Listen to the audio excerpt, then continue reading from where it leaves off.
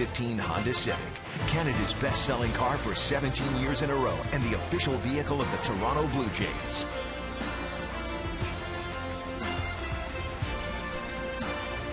Welcome to Tropicana Field as the Rays are getting attention out there in right center. The Tampa Bay Rays lead the American League by a game. They're 40-31. They had a tough loss yesterday, 1-0 in Cleveland on a sacrifice fly.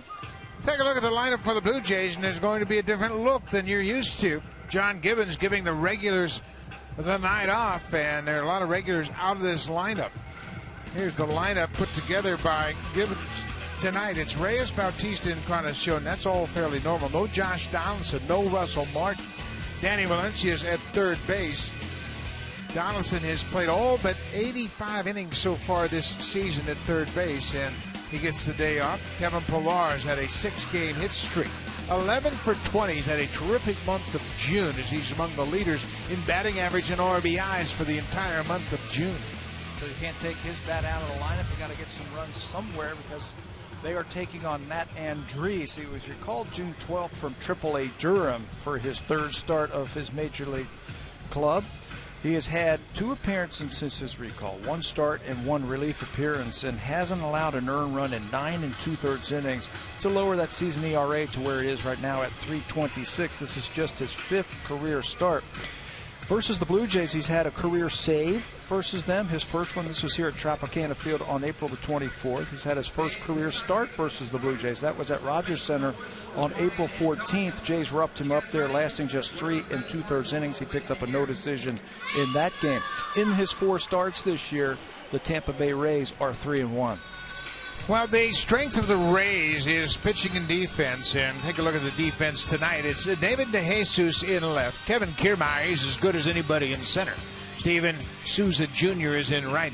The Gold Glovers at third base, that's Evan Longoria. Up the middle, a double play combination, Asdrubal Cabrera and Logan Forsythe. Jake Elmore fills in for the injured James Loney. Rene Rivera has made a dramatic difference behind the plate. And you can see Steven Souza Jr. in right field checking out his scorecard there, where to play them. He is second to Avisail Garcia of the Chicago White Sox in outfield assists as a right fielder. He's had 8 outfield assists. He's also had 3 double plays as an outfielder. First pitch is in there for a strike to Reyes, and we are underway. The Blue Jays just 1-6 against Tampa Bay this season. Reyes batting .287 on the year. There's a pitch down and away. It's 1-1 to the Blue Jays shortstop. When you look at the Blue Jays averages against the Rays, you understand why they're 1-6. Tampa Bay has pitched them tough. We have said it time and time again, as good as the Blue Jays offense is, good pitching will stop good hitting, and that's exactly what carries this Tampa Bay staff. We talked about it in the opening, that the starters and this pitching staff has the best ERA in the American League. Reyes drives it into center. Kiermaier coasts over and makes the catch. 1 up, 1 down. And when you play defense and you pitch, that's called run prevention. It's defense. It's the only sport where the defense starts with baseball, and that's what they do the best. They play great defense. And that's how the game is trending back toward pitching and defense. Kevin Cash, in his first year managing this Rays team, has them in first place. Jose Bautista moves into the 2 spot, previously occupied by Josh Donaldson. Bautista had a great weekend series. He drove in 4 runs yesterday. Had a 2-run single and a 2-run homer and walked twice. He's had a great month. He's led the Blue Jays this month in home runs. He's had 7 home runs already in the month of June, 3 weeks in. He has doubled his home run total in the month of June. Take a look at the American League leaders in home runs in the month of June. Albert Pujols has had a great month, and then Bautista, J.D. Martinez with a 3-homer game, and Luis Valbuena of Houston all tied with 7. Bautista pulls it foul. He's hit 14 home runs this year, 12 of them off of right-handed pitching. They like to throw him a lot of breaking balls. Breaking balls early. They'll show him a fastball every now and then, but then keep flipping that breaking ball at him. His last 24 games, he's batting over 300. and doing some damage. 2-2. Gets a piece of it, stays alive.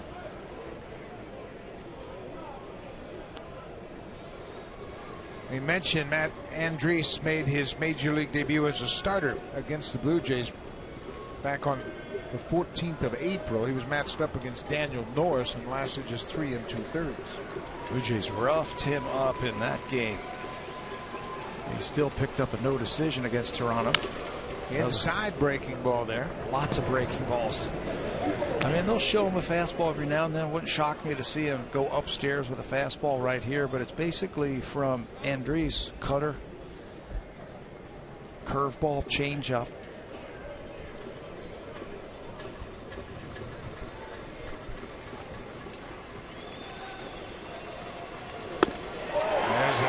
Fastball, and he strikes out Bautista 94 miles an hour upstairs. With some nice cutting action on that ball as it stayed away from Bautista. You know, as a hitter, when you get breaking ball after breaking ball after breaking ball, eventually you know that that pitcher's going to try and do something different, and Andriese does that. He elevates that fastball and gets Bautista. Edwin Encarnacion will bat with nobody on and 2 outs. One thing the Rays have done, going all the way back to 2007 before they appeared in the 2008 World Series, they've pitched. And one of the best pitching coaches in all of baseball in Jim Hickey. And this is a team that has lost all their pitching. They got 3 starters on the disabled list, and Jim Hickey has been able to overcome that loss.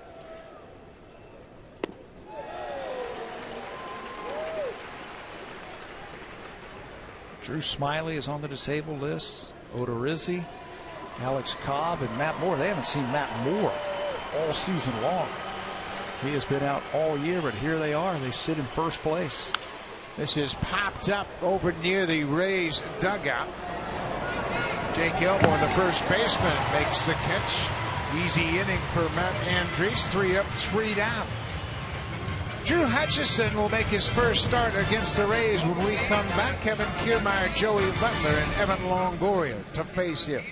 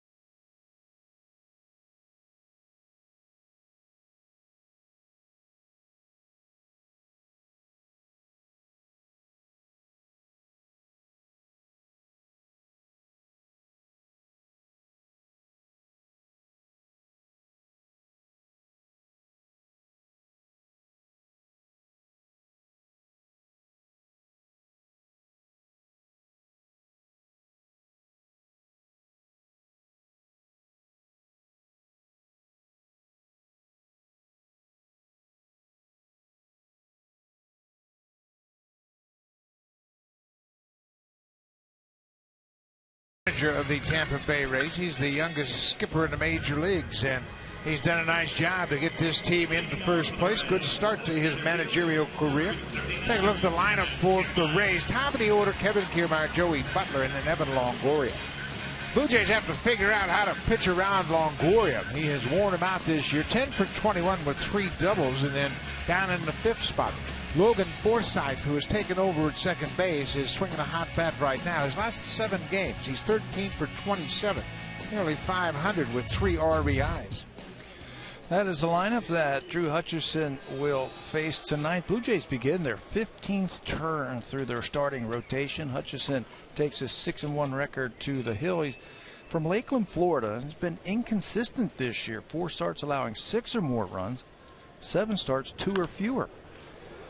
So a happy median somewhere in between there for Drew Hutchison, being a little bit more consistent. This is his first start versus the Tampa Bay Rays in 2015. He certainly has to do a better job pitching on the road. His ERA is almost 10 pitching away from Rogers Center.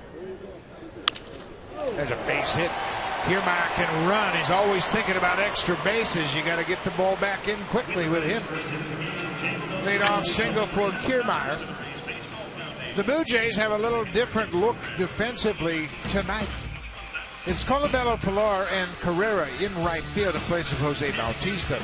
No Josh Donaldson in third. Donaldson has played all but 47 innings at third base. Danny Valencia is there. Reyes and Kawasaki up the middle. And Encarnacion at first base. And Yonder Navarro behind the plate for Drew Hutchison. That's who we're going to highlight right there. It's the first time that Josh Donaldson has been out of the lineup any time this year. 71 starts for the Blue Jays. So Danny Valencia will get the start at third base tonight. This is Joey Butler, formerly of the Texas Rangers. He's done a nice job for this Tampa Bay team. Had a good 329. Spring. Had a good spring. Did not make the team, but with all the injuries that they've had, they have found a place for him. He started the year hitting lower in the lineup, got some hits, and Kevin Cash said, let's put him in the number 2 hole, and he's taken off.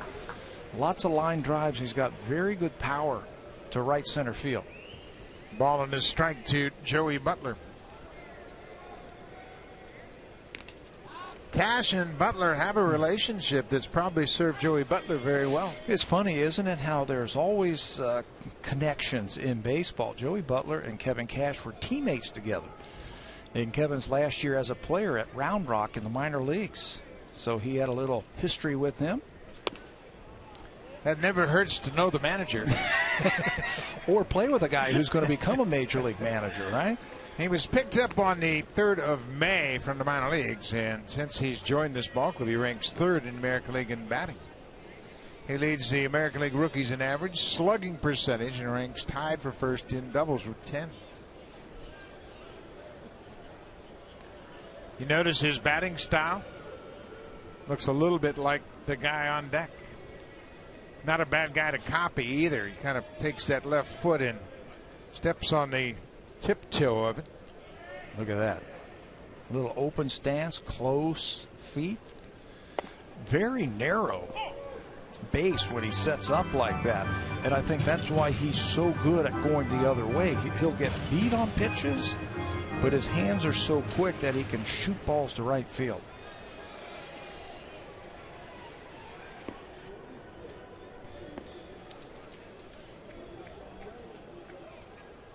Two and two.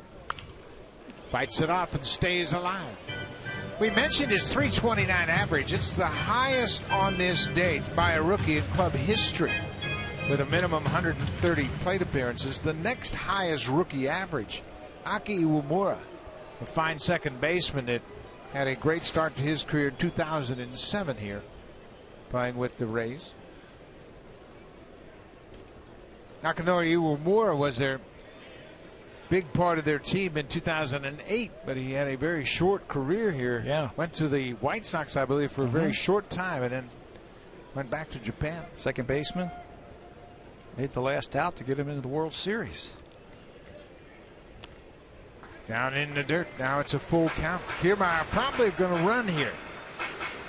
The Rays don't have a lot of speed. Kiermaier is their fastest base runner. Want to get somebody in scoring position for this guy, Evan Longoria. Yeah, they run the bases well. They really do. Kiermaier very aggressive. So I think you have to start the runner here. Kiermaier 7 for 8 in stolen bases this year, and he's got a very big lead. There he goes. Cut on and missed. The throw from Navarro is bounced and late at second. Butler strikes out. Kiermaier picks up his 8th stolen base of the season and indeed gets himself into scoring position for Evan Longoria. Well, what he has done against the Blue Jays this year, crushed him. I think everything away for Longoria. You can see where all the hits are. They're on all kind of different pitches, and everything is away. So I think you either choose to pitch to him. You got first base open, don't pitch to him, or try and jam him on the inner half. He's been dealing with a little bit of a sore wrist. Had a 3-run home run on Saturday in Cleveland, but prior to that, he had 9 straight singles. He just hasn't been able to drive the ball with that wrist injury. Against the Blue Jays, he is 10 for 21. That's a .476 average this season.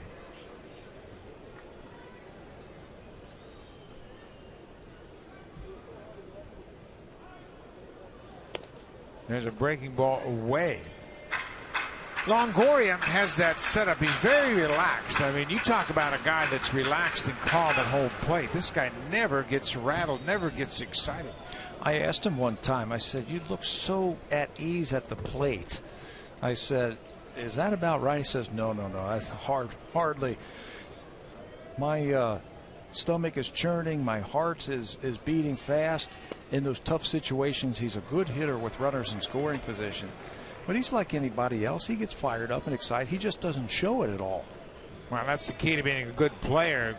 Pitchers look at him and they think he's relaxed and comfortable, and that really puts them on alert. 2 balls and a strike, 1 out. Longoria with a good cut, fouls it straight back. 2-2. Kawasaki had ducked in behind Kiermaier. You can see my fault right there. He had ducked in behind him and was actually going back to second base when that pitch was on the way. They have stayed away from Longoria. If you look at pitch tracks against Longoria, everything has been away. We just showed you that shot of where all the hits have come from this season by Longoria against the Blue Jays. Everything has been away. Now they took a shot at that inside, and that appears to be where he's most vulnerable. Down and in. He has a fluid swing, and he has good coverage out over the plate. David DeJesus, the left fielder, is on deck.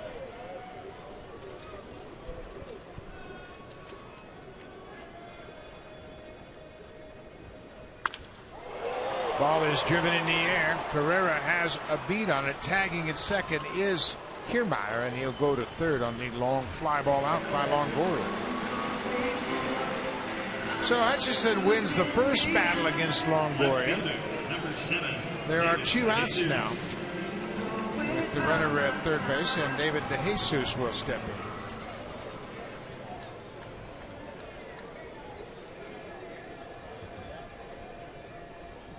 in. DeJesus this season, just 11 at bats against the Blue Jays. He's 3 for 11. He's driven in a pick. He has hit a home run against Drew Hutchison in his career. He's faced him 3 times. Does have a home run. He'll shoot the ball the other way too. Not really much of a pull hitter.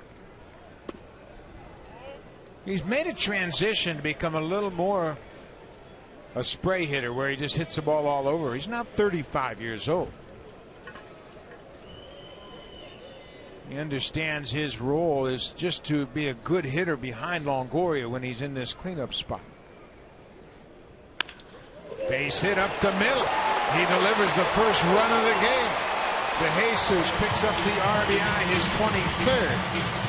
And they're able to cash in Kiermaier from first base. Stolen base pays off for the Tampa Bay Rays. He's able to tag and go to third and then trot home on that base hit. Don't try and do too much with that ball. Looked like it might have been a cutter or some type of slider. And they wanted that ball away.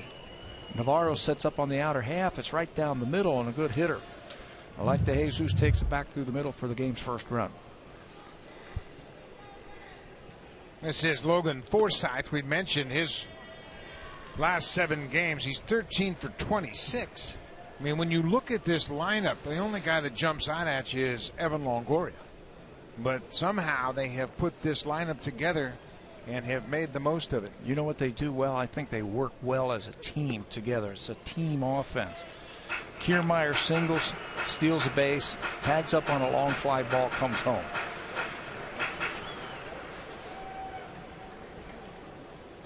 Kevin Cash, a great communicator, and many of the players and coaches have commented about that. The fact that everybody understands what Cash wants from his players. Joe Madden had a lot of success here, and you can bet they're talking about his break at second when Longoria was hitting. When you get that break, if you think you can go, take a shot. and how Kawasaki had jumped in behind him and really surprised him. Now another extended first inning for Drew Hutchison. He's already thrown 21 pitches here in the first inning. Yeah, this is a real problem for Hutchison. He hasn't been able to economize on his pitches, and he'll get up into the 60s and 70s by a heartbeat. You can see the problems he's had on the road. His ERA is 7 runs higher away from Rogers Center. Batting average higher, home runs. I mean, everything has been up, and it's just command. Running away from contact right now with another walk, falling behind. If you think those numbers are unusual, they are.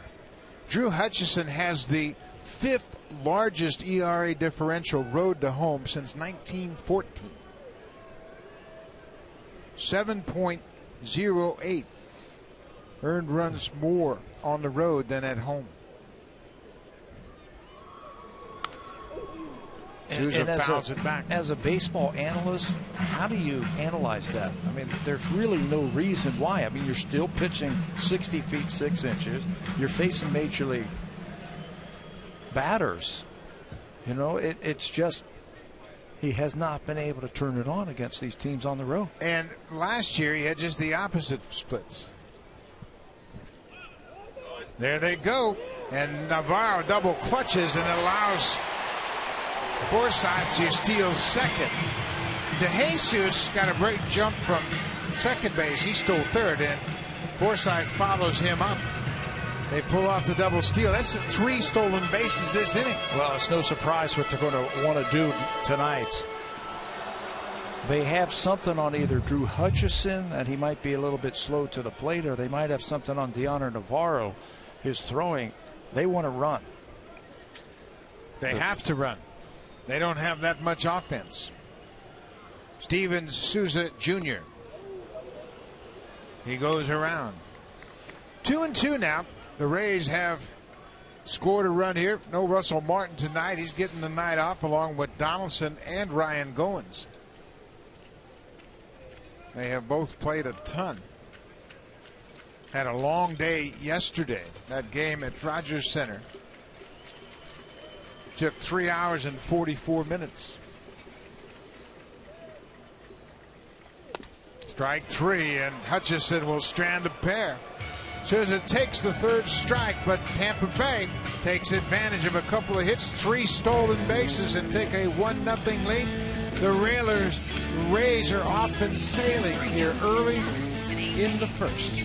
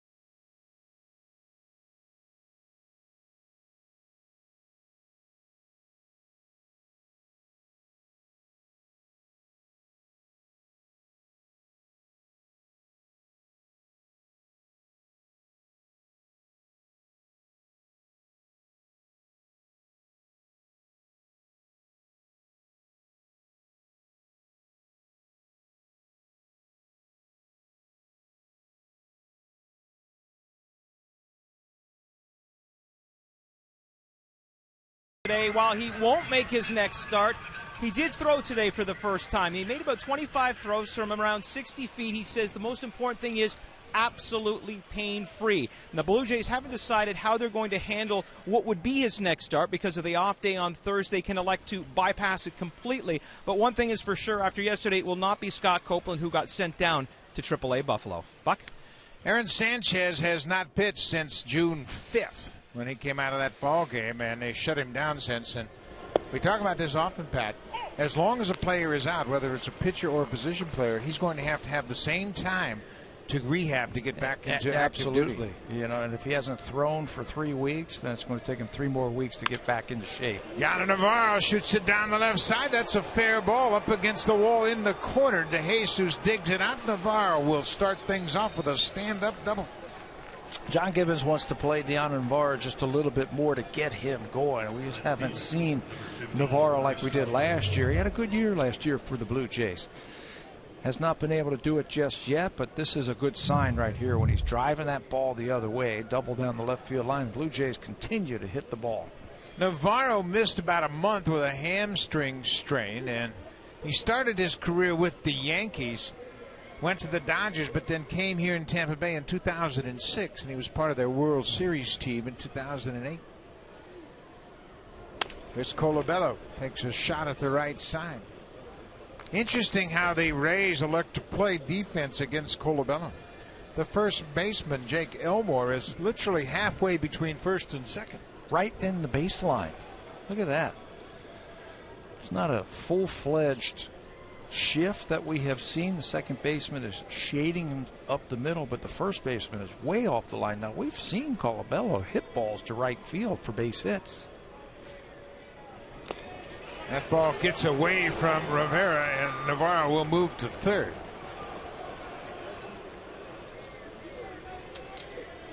Colabello's got power to the opposite field. We've seen him hit opposite field home runs, and he'll use the whole field. He's a good hitter.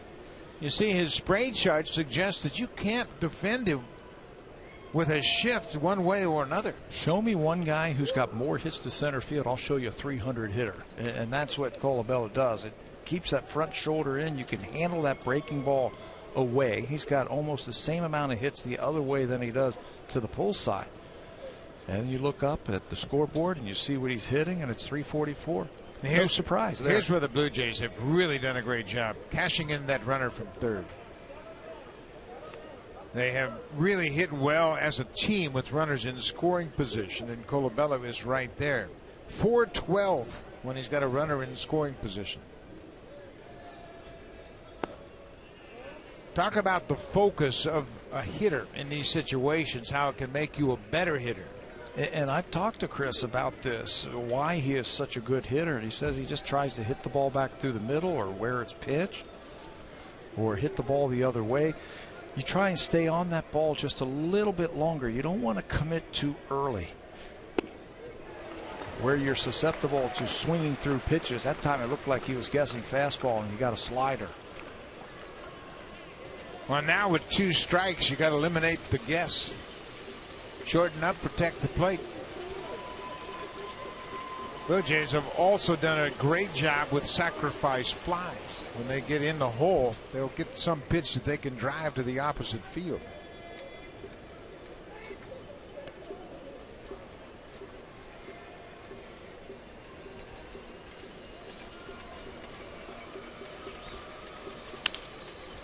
On the ground, Navarro's going to come in to score. Colabello will tie it up with a ground ball to short. Put the bat on the ball. Good things will happen. So the wild pitch plays a part of the Blue Jays scoring their run here in the second. Take advantage of that. Lead off double. Wild pitch, and Colabello's going to plate him. He's going to pick up the RBI. Just keep the ball in the middle of the diamond. You do that with a runner at third base, you're going to get that RBI.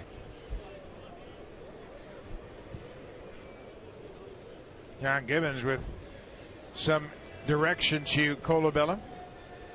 Good at bat for Colabello. With 2 strikes, he picks up the RBI. Ezequiel Carrera slaps it down the left side. That's going to land in foul territory and bounce out of play.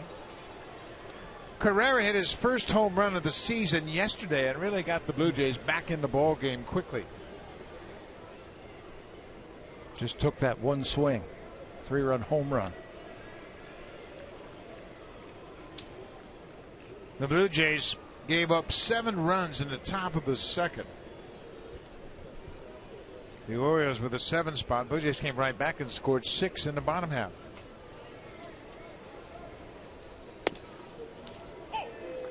Good pitch, and everybody, and I mean everybody on that Blue Jays bench, said we're going to win this ball game, even though they were still behind after that second inning. You give up 7 and then score 6 the next half inning, fires everybody up. Breaking ball misses down the stairs. It's 1-2.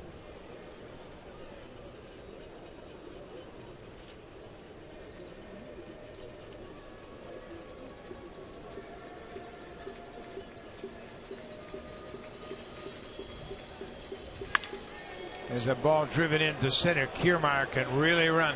He runs it down easily in the alley in left center. Pretty good play right there by Kiermaier. Let's take a look at the scouting report for tonight's starter, the Tampa Bay Rays, Matt Andriese. What he features, his fastball is just average.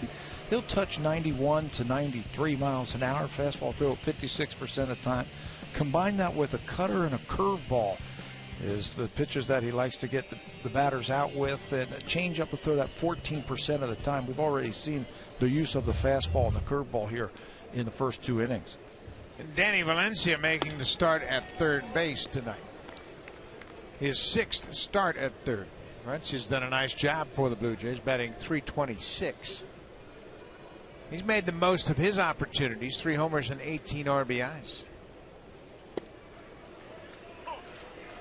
Well, that's a tough call. Breaking ball down and away. Looked like it was off the plate. Kerwin Danley's looking at him like it's been a strike all night.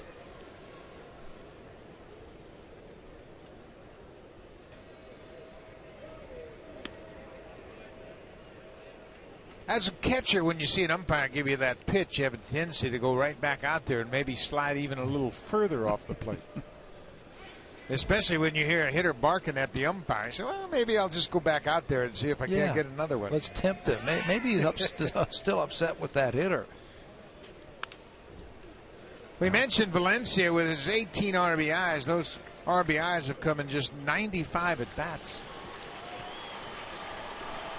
The extra men have done a great job on this team. We mentioned Carrera's home run yesterday. He has 15 RBIs and 88 at bats. Kevin Pillar, well, he has taken his numbers and really built them up in the month of June. Bouncing ball, big 2-hopper for the shortstop. Asdrubal Cabrera. Valencia is retired, but the Blue Jays have tied it. Leadoff single by Deanna Navarro, an RBI ground out by Chris Colabello. It's a 1-1 game.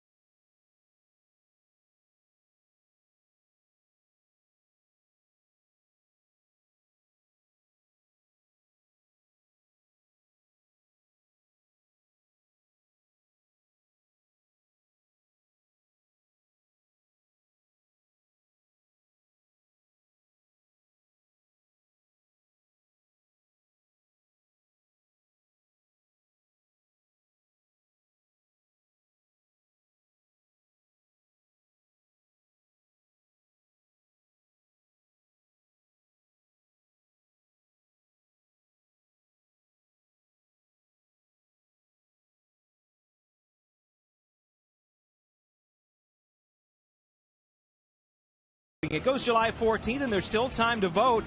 Donaldson now trails Moustakas by just 33,000 votes. Last week at this time, it was 1.5 million, and it is because of you and, of course, the help of guys like Don Cherry and Stephen Amell. But Josh Donaldson still needs your help, so go to BlueJays.com. Get your vote in 35 times per email address. You still have a little bit of time to do it. Buck? Great job, all you fans, and make sure we continue the momentum and get him that starting spot in Cincinnati for the All-Star game. The voting stops on July 2nd, so make sure you don't forget about it. Get online and vote for Josh Donaldson and the other deserving Blue Jays. I saw Miguel Cabrera has overtaken Eric Hosmer, and Mike Trout has overtaken Lorenzo Cain. So there's now down to 7 Royals starting in the All-Star game. Well, I think the baseball fans around now want to make sure they send the All-Stars to the game and make sure that the All-Stars deserving, like Josh Donaldson, Miguel Cabrera, Mike Trout, they get their starting roles.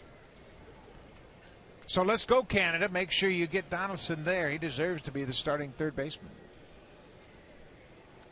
2-1. This is Asdrubal Cabrera. He's 29 years old. He began his career with the Seattle Mariners. He was traded to Cleveland for Eduardo Perez. He's been a good player, and he has really tightened up their defense. Offensively, he hasn't hit like he has in the past, but he's really tightened up the defense in the middle. Bunts this one up the third baseline. They better hope for a roll, and that's going to stay into foul territory. Boy, he bunted it perfectly, but once it hit that artificial grass, he kicked it back toward the foul line and eventually rolled foul. It might have been ball 4. Ball looked like it was up and away, but Asdrubal Cabrera trying to take advantage of the Blue Jays overshift. All he was trying to do was get the ball past Josh Donaldson, or excuse me, Drew Hutchison toward third base for a base hit. You're right, it looked like it was going to be fair. It rubbed up against that artificial turf, and it just pushed it foul.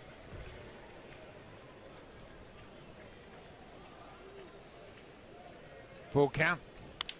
Popped up behind second. Danny Valencia, the third baseman, was in that shift, and he makes the catch. 1 down. First baseman, number 10, Jake Elmore. The 2015 Honda Civic is Canada's best-selling car for 17 years in a row and the official vehicle of the Toronto Blue Jays. That is the Sunshine Skyway south of St. Petersburg. It connects St. Pete to Bradenton, Sarasota, south of Tampa Bay. Beautiful bridge and a landmark around here for sure. This is Jake Elmore. He's playing first base tonight. James Loney, the regular first baseman, broke his finger on a head-first slide trying to steal third. That's a big loss for Tampa Bay. Longoria and Loney, very stable and very reliable defenders, and Loney brings a bat into that lineup that can provide protection. Behind Evan Longoria, sticks him behind there, and he'll come up with big hits, and he's a tremendous defender over there at first base. Well, if that doesn't teach you to stop sliding head first into the bases, I don't know what does. That bat went right into the Blue Jays dugout, and you got to make sure you pay attention as Elmore lost the grip on that bat. And he'll get another chance to swing it again. Blue Jays return it from their dugout.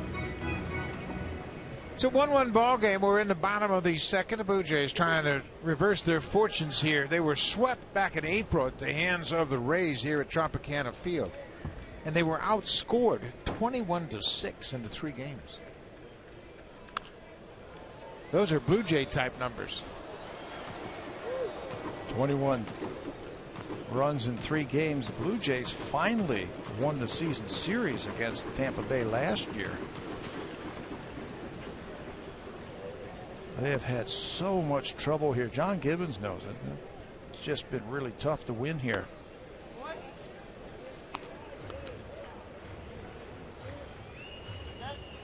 You see the season series to date. Through 7 of the 19 meetings, Tampa Bay has the 6-1 advantage. They've outpitched, they've outhit, they've outscored the Blue Jays. Elmore takes the 1-out walk.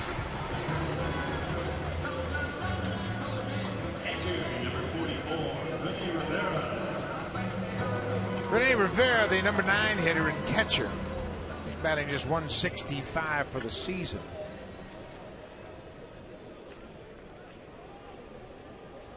He has tightened up the defense behind the plate. And that's been a big improvement for this ball club. He's not in the lineup for his hitting. He is in the lineup because of the way he handles the pitching staff, the way he has been throwing defensively and catching. Anything from the offensive standpoint is going to be a bonus for this team. He came to Tampa Bay from San Diego in a 3-team trade last December. I mentioned he was originally signed by the Mariners back in 2001.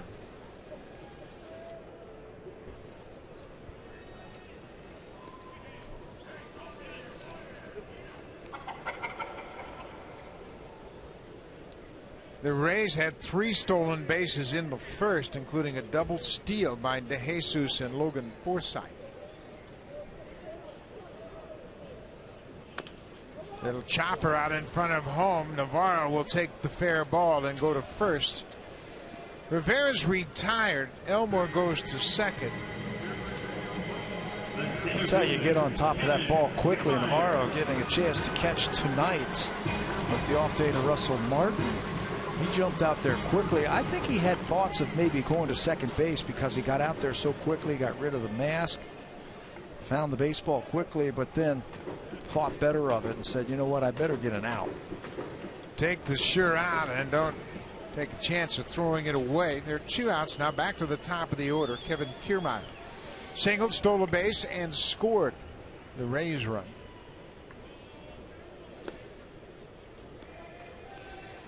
When the Blue Jays saw the Rays earlier in the season, Kiermaier was hitting down in the order.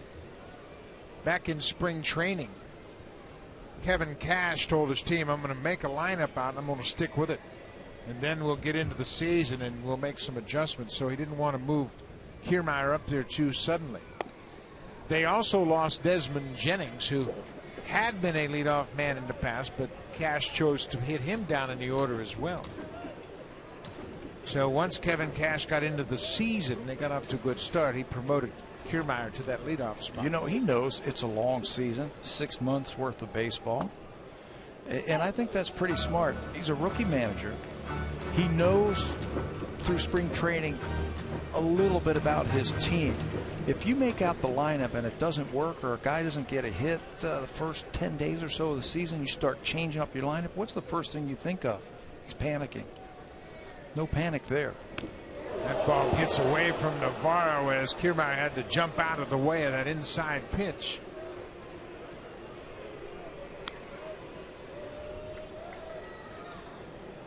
Drew Hutchison has really been plagued by his inability to command the fastball. This is a wild pitch. It goes off the glove of Navarro back to the screen. So once again, Tampa Bay getting in an extra 90 feet. They had 3 stolen bases in the first inning. Now they take advantage of the wild pitch. And there's a base hit. Kiermaier, he makes a big turn around first. You better get it back in. Kevin Kiermaier has scored a run. Now he's driven in the go-ahead run. And that wild pitch helps Tampa Bay by there's no chance to get that runner. If this base hit happens after or before that, they might have had a shot to get the runner. Elmore doesn't run all that well, and the ball got out there quickly. Carrera got on it quickly. But with that wild pitch, sends him to third. He can trot home, and now Kiermaier's already had 1 stolen base. Picks him up with a 2-out hit. This is time to run with 2 outs. Not running here. Joey Butler goes after the first pitch, and Reyes can't make the play. It's right under his glove. Kiermaier breezes around second over to third. Looked like Reyes got in between whether he wanted to dive or reach for it, and by the time the ball got to him, it was past him into center. Well, he's had his troubles going to his left to field ground balls for some reason. You can see this play up the middle, and you're right. Do I dive for it, or am I going to catch it squarely? He comes up with that. I don't think he has a play at second base. It's off of his glove into center field for a base hit. So now you have to deal with the dangerous Evan Longoria. Runners at the corners, 2 outs. Butler's not going to run and open up a base with Longoria at the plate. Plus, it gives him a shot to right field to shoot for, having to hold that runner on at first base. We showed you how the Blue Jays were trying to pitch him away last time. Good job by Navarro to receive that low pitch. Hutchison gets ahead of Longoria. Longoria flied out to right his first time up.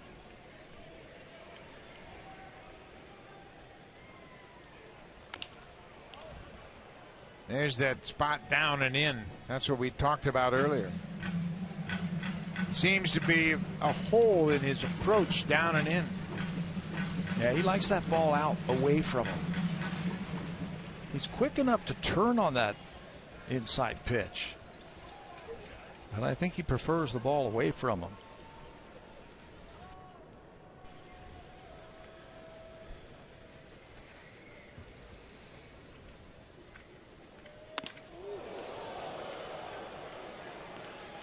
Up and in. Never a bad thing. And now you can double up, come in again. Longoria is a terrific breaking ball hitter with 2 strikes. And he'll guess right along with you. After that pitch up and in, you throw a breaking ball, you might be sitting on it. Fastball, but it missed away.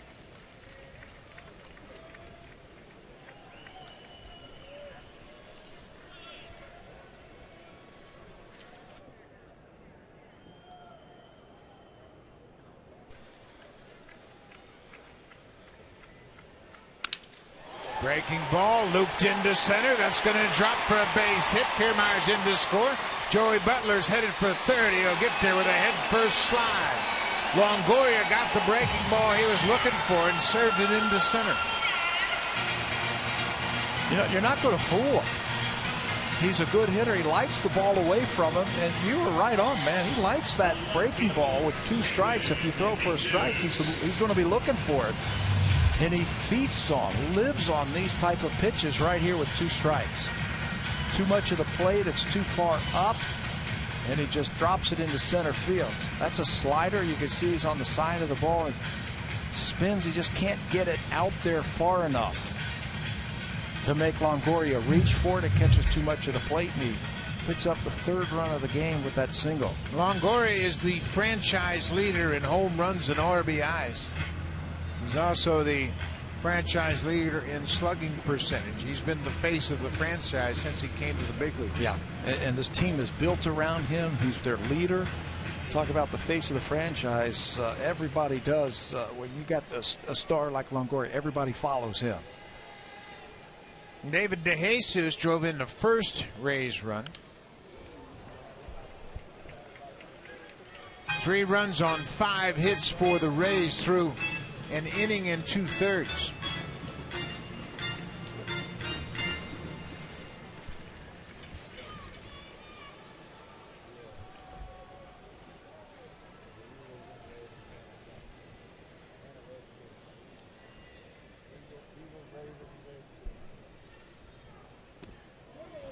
Inside.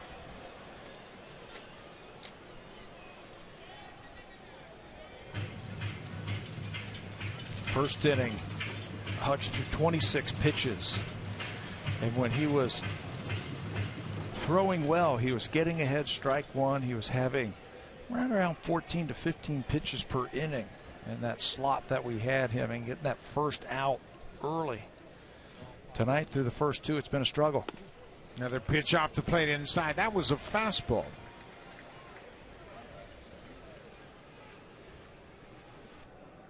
We're in the 2nd inning. Drew Hutchison has now thrown 55 pitches.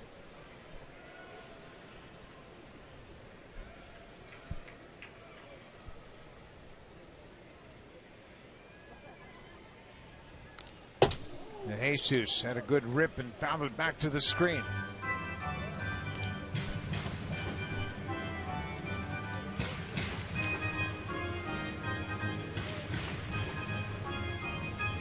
The Blue Jays lost 2 of 3 to the Orioles over the weekend, and the Orioles hit them hard. Starters ERA 5.87, bullpen nearing 10. Team hit .291 against the Blue Jays and had a whip 1.59.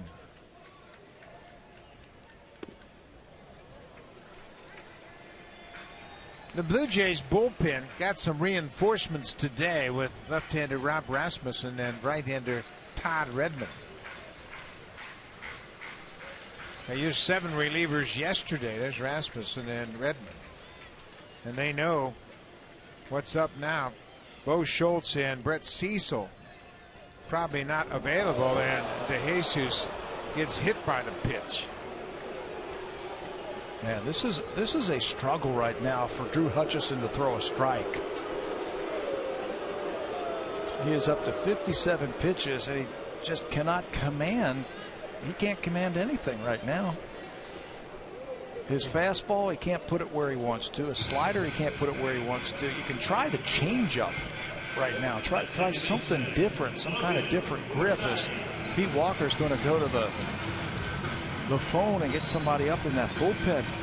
There's not a lot of options. You mentioned the changes. Okay, they now have 7 relievers in the bullpen, and 2 of them are down, so that's only 5 available for this game. And they had to go to the pen in the second yesterday. Rob Rasmussen, just up from Buffalo.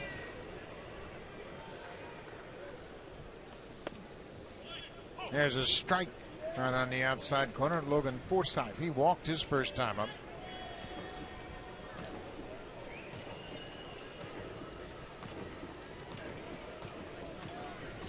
This is the 14th batter to face Hutchison.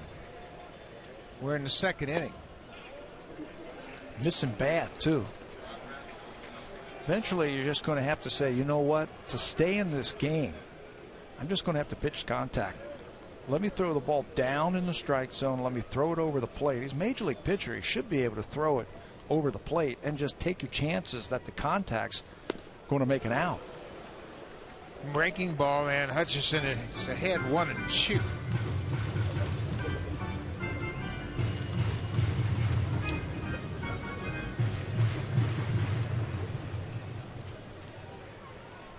Hutchison is from Lakeland, about 45 miles east of Tropicana Field.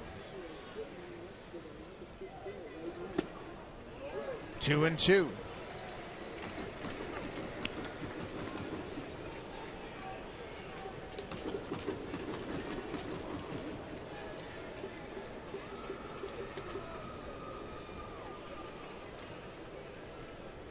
Steven Souza Jr.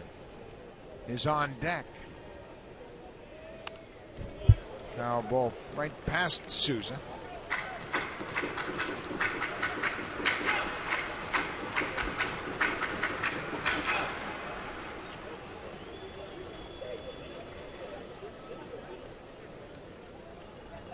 This is the 6th start Hutchison has made against Tampa Bay. Is 2-2. Strike 3 call. The Rays will leave the bases loaded, but they score 2 in the bottom of the second. They've taken a 3-1 lead as Drew Hutchison is fighting his command.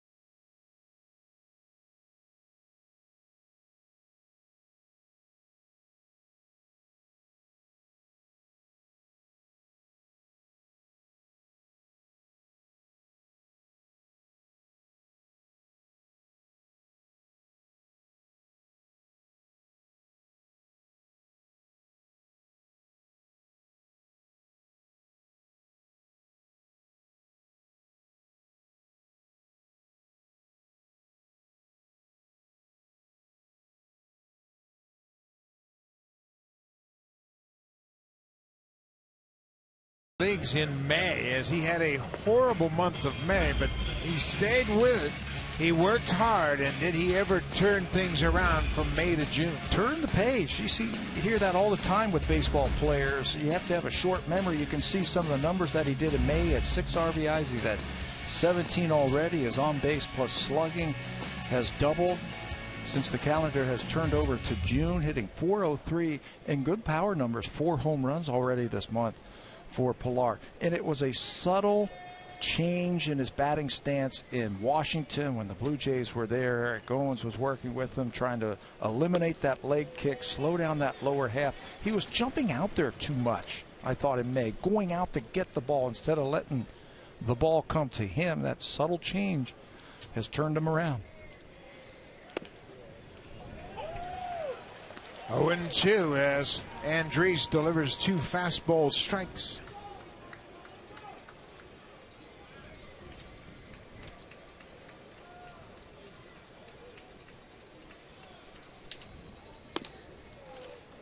Upstairs.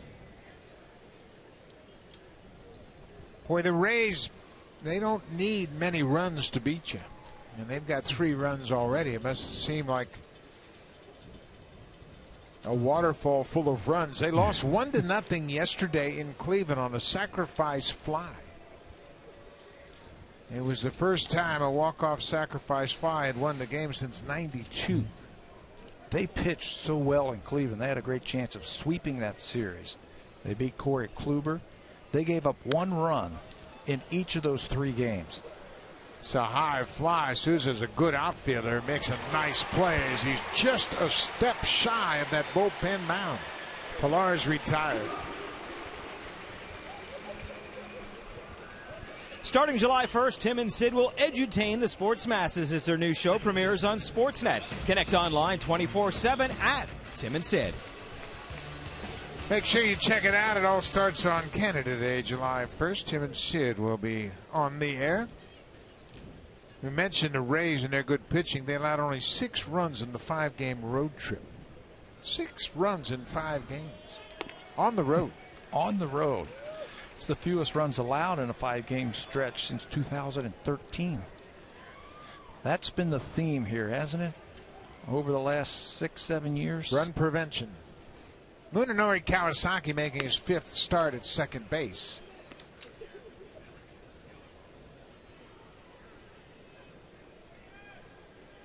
Ryan Goins getting the day off.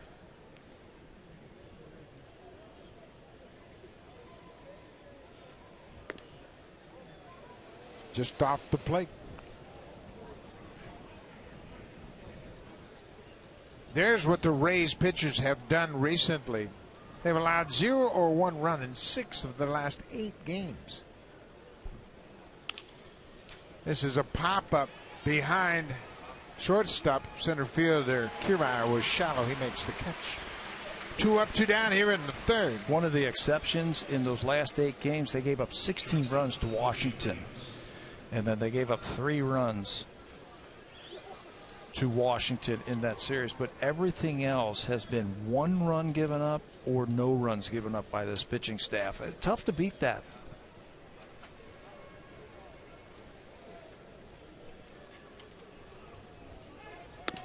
It really takes the pressure off your hitters knowing that you don't have to have big offensive nights to win games. Jose Reyes, the leadoff man, he flied out to center field his first time up.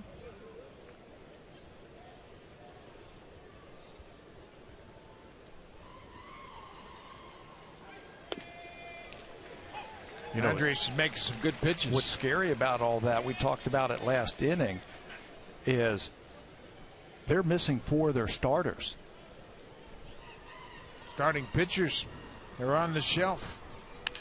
There's a drive to right and deep. Souza will look up and watch it go into the seats. The Blue Jays get a home run from Jose Reyes, his 3rd of the season, and it comes with 2 outs here in the 3rd. Boy, he has been swinging the bat for the Blue Jays lately. Hadn't had much to show for it, especially when they were at home. He was lining in the outs, driving balls into the outfield, not much to show for it. Can't catch it there. Just the second career home run for Reyes against Tampa Bay. And it's a 3-2 game. Well, the Blue Jays have been able to get back in these games when they've fallen behind because of the home run. Because of this great offense, I think they're never out of a game. That is a cutter. Looked like he wanted that ball away, and it came right back to Jose. And he crushed it. Bautista flies to center field. Kiermaier is there. The inning is over, but the Blue Jays cut into the Rays' lead. Jose Reyes, his third home run of the season. A nice swing on an inside cutter. Hits it into the seats in right. 3-2 Tampa Bay.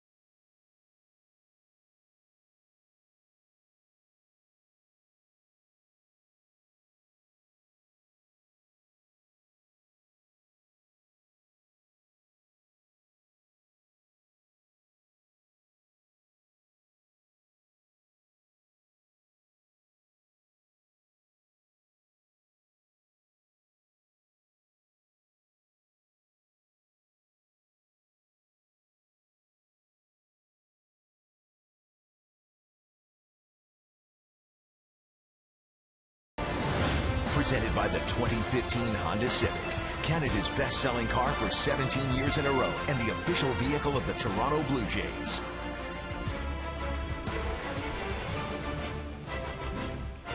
We are in the Gulf Coast of Florida, St. Petersburg, in the Tropicana Field, home of the Tampa Bay Rays. It's a 3-2 Rays lead as they bat in the third. Steven Souza Jr., the right fielder. Hutch needs some quick innings right here after those elevated pitch count innings in 1 and 2. He needs some quick innings. And that's a good start. The 3-pitch strikeout, 1 out. Let's check in with Jamie Campbell. Shortstop, Asdrubal Cabrera.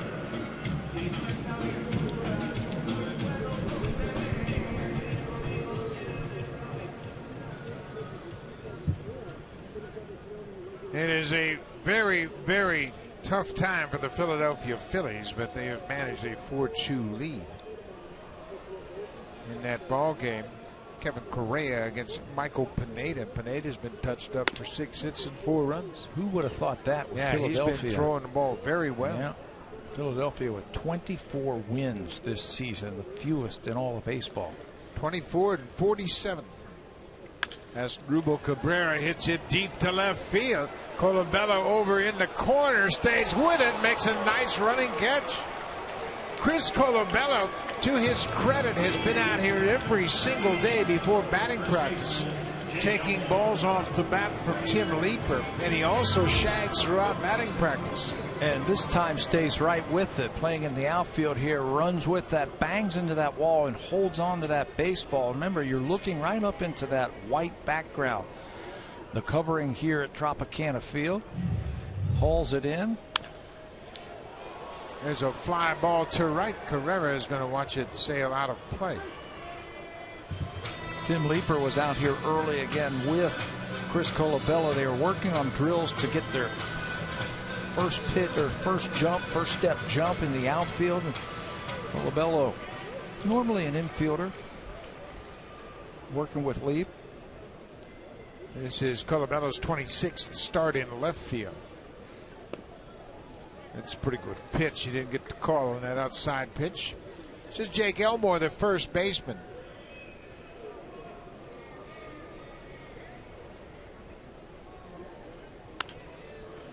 Hutchison's firing strikes this inning. Yeah, at some point you've got to say, if I'm going to pile up the innings, I only have so many pitches to work with tonight. Eventually you got to say, hey, here it is. I'm going to keep it down in the strike zone. I'm going to challenge the hitters. I'm going to pitch to contact and see what happens. I think Hutch gets into trouble when he tries to be too fine, too perfect. There's no such thing in baseball, being too perfect. I think you just have to be aggressive. Hitting is difficult, but it's a lot easier when you see 5 and 6 pitches every at bat.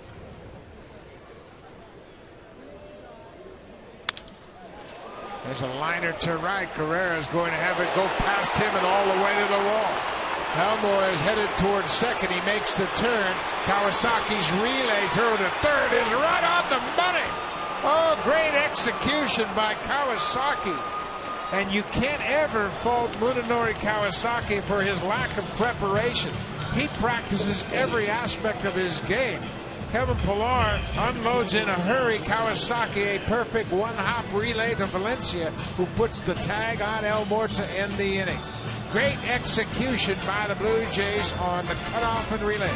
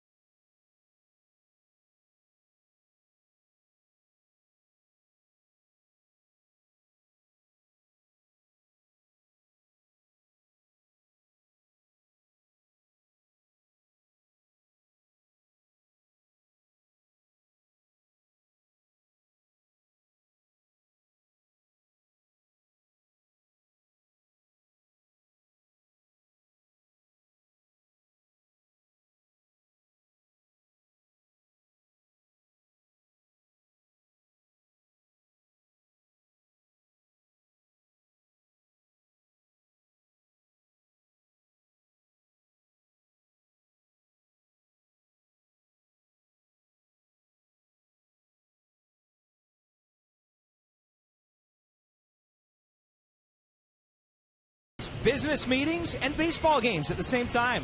Our account executives will find the package that best suits your needs. Go to bluejays.com/luxury seats for more details. Bucku says you can't mix business with pleasure. It's a great atmosphere to do that, and of course you can take a break in between innings and go and have your little business meeting and then come back. Maybe even have a nice lunch and return to action. So yeah, check it out. Great way to spend the afternoon and do a little business at the same time. We move to the fourth, and when Encarnacion goes after that first pitch.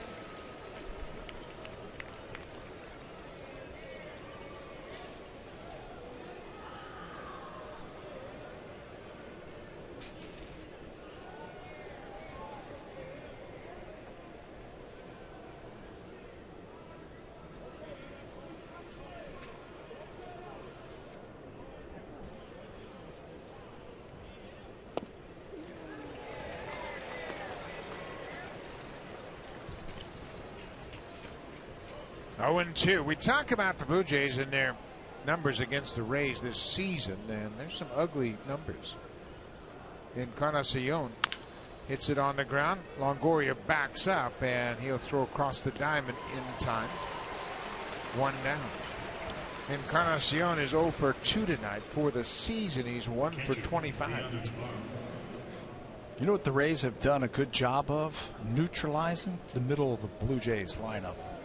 Jose Bautista, Edwin Encarnacion, you mentioned his numbers. They have neutralized and they have shut them down, and that's why they've only gave up 6 runs last series right here. Yeah, and Bautista, he's 0 for 2 tonight.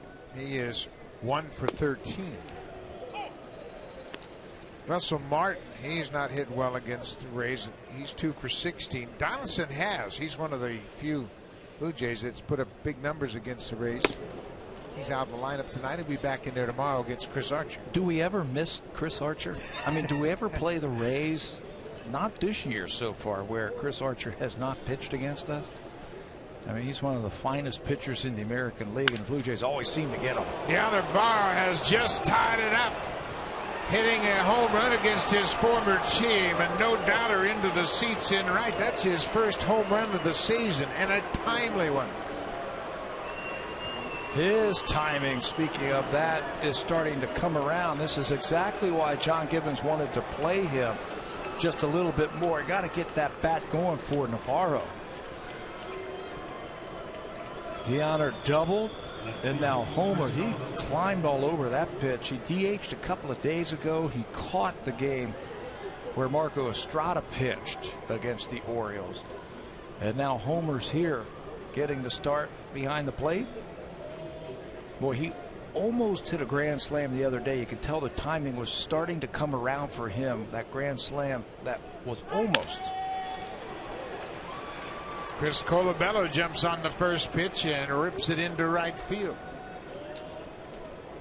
With that ball, you almost hit the grand slam, so you knew the timing was coming around. Well, tonight that timing looks like it is there. This pitch is out over the plate, and he's able to pull that outside fastball deep to right field, gets all of that. That's the type of hitter that we saw all of last season. Navarro set a career high last year with 69 RBIs. He also had a career high 132 hits. It's the first time he had played every day since 2008.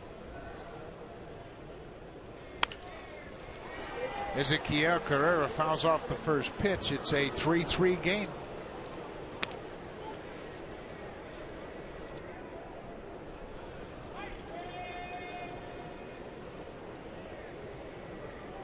Just another bat for the Blue Jays right there, Navarro. You get him going, along with Donaldson and some of the other guys who are not in the line. That's why this team leads the American League in runs scored. The appeal down to Joe West at third. He said he went around.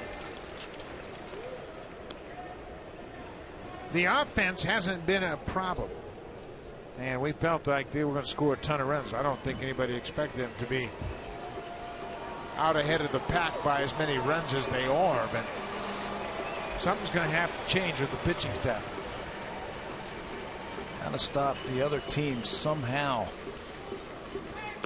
Either better defense or better pitchers. Blue Jays are closing in on 400 runs scored already from this offense. We're in, what, game 72?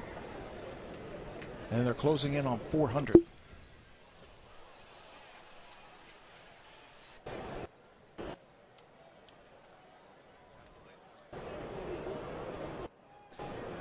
We may have just experienced a power outage as Joe West, the umpire, is going to come in. It looked like they've lost some of the lights here, and there was a little bit of a flicker, and I think now Joe West is going to come in and check with the Rays dugout. There have been lightning storms all throughout the afternoon and into the evening, and that might have been the cause of the power disruption. But there are definitely banks of lights out over the field, and you can see Joe West, the crew chief, looking for a groundskeeper, a superintendent of the building, somebody that can help him figure out how to resolve this situation.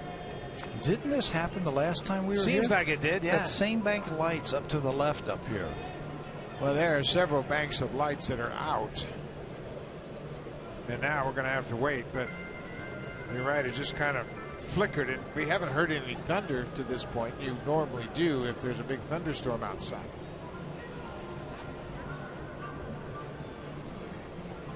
Well, this is live outside, so there doesn't appear to be any concerns about thunder or lightning. But Joe West is going to come over now and talk to somebody involved with the stadium about whether or not they can reset something, or it appears as though they're going to continue to play under these circumstances. He's going to make sure he stops by and gives John Gibbons the latest update. But I didn't know about you, Pat. I feel like the field is not that much dimmer, but it seems as though most of the problems are back over the field, the seats, more so than the field.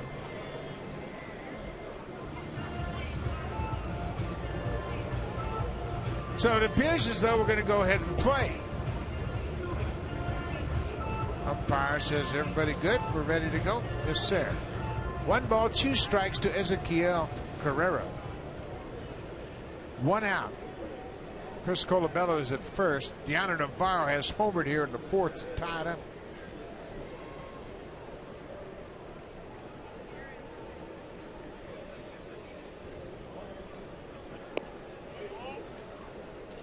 2-2. Does it look like there's some shadows in center field out there? I was trying to determine that, but there's a dark spot, and I don't know if it's just the field and all of that rubber granular particles, but it doesn't appear to be much darker. Ground ball. Forsythe. Second for 1. Cabrera back to first. In time. Double play. Asdrubal Cabrera turned to double play. Colabello may have injured himself at second base, taking a long time to get up. He tried to break up the double play, and he is looking at his left wrist. He's got that guard on, and he may have gotten spiked. He's calling for a trainer. Luis Rivera calls the trainer out. Colabello may have gotten spiked on his left index finger, trying to break up Chu at second. We'll bring you up to date on that when we come back, but the Blue Jays have tied it.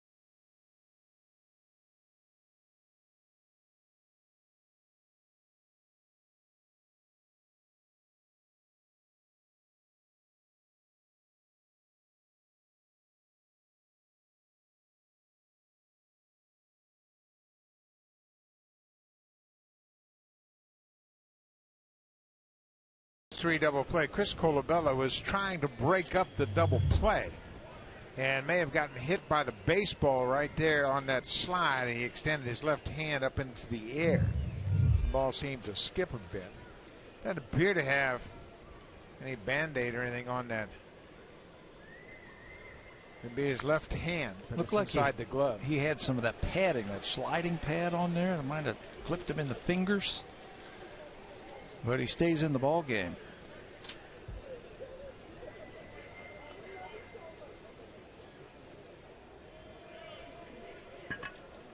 3-3 game. This is the catcher, Rene Rivera. Hutchison threw just 11 pitches in the 3rd inning. He had his best inning of the night.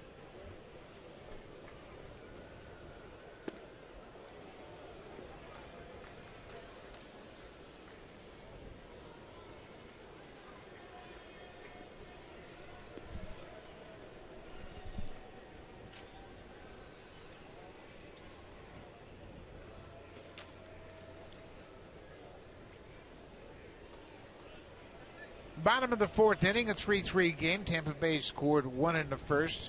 Blue Jays tied it up top of the second, but Tampa Bay scored 2 in their half of the second. The Blue Jays have scored single runs in the third and fourth.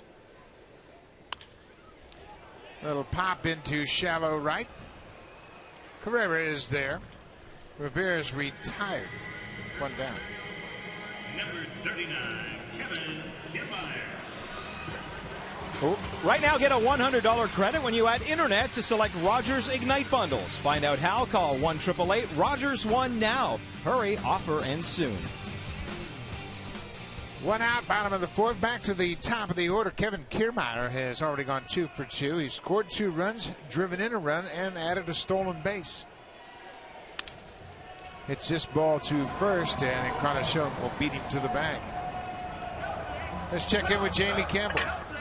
Number 9, Joey Butler.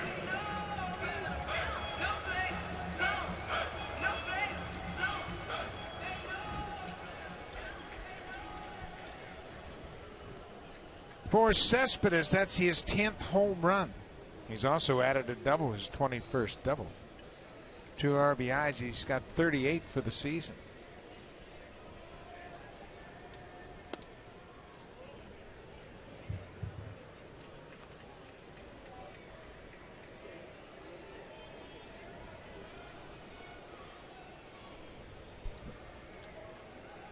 Joey Butler had a single in the second.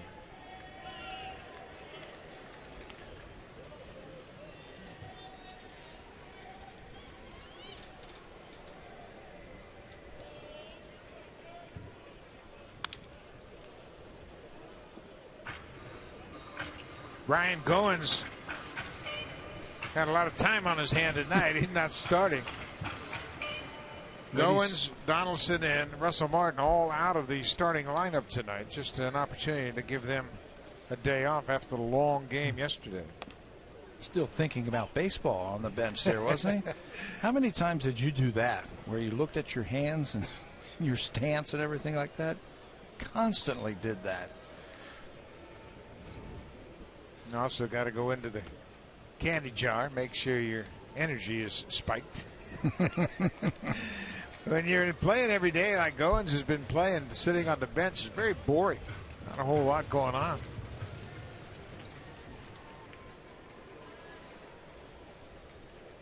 Full count, 2 outs. Longoria is on deck, and there's a little looper over Kawasaki's head that's going to drop into right. Joey Butler has a pair of hits. All he has done is hit for this team. They've moved him in that number 2 hole, and he started raking for him. So he's playing every day, contributing. Kawasaki goes back and gives it the Olay as it finds its way in the outfield. Hit number 7 tonight for the Rays.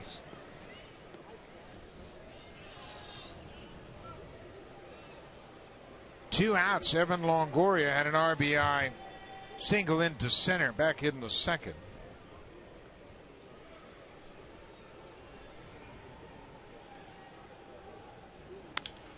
He goes after that first pitch.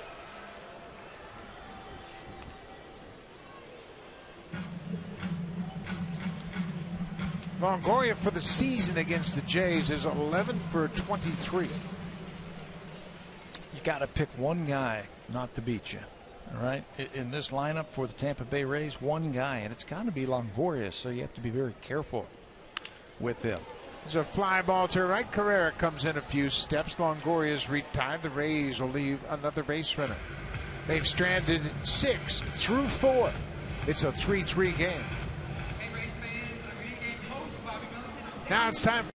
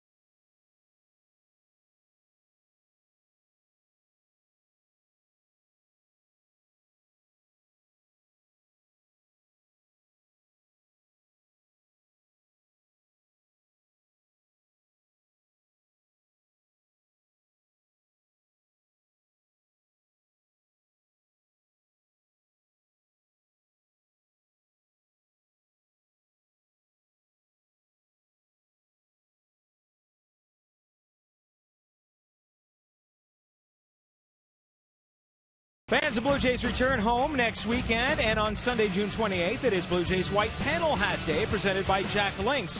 The first 20,000 fans will receive one of these great retro Blue Jays White Panel hats. Go to BlueJays.com for tickets. Buck? Should be a great afternoon at Rogers Center when they give away those white panel caps, and the Rangers will be in town. First chance to see Prince Fielder this year. Joey Gallo, a young rookie with a lot of power. How about them? They're 4 games over 500, the Texas Rangers, and only 3.5 games out. Danny Valencia hits the 2-hopper to shortstop. Cabrera throws him out. 1 down here in the 5th. The 2015 Honda Civic is Canada's best-selling car for 17 years in a row and the official vehicle of the Toronto Blue Jays.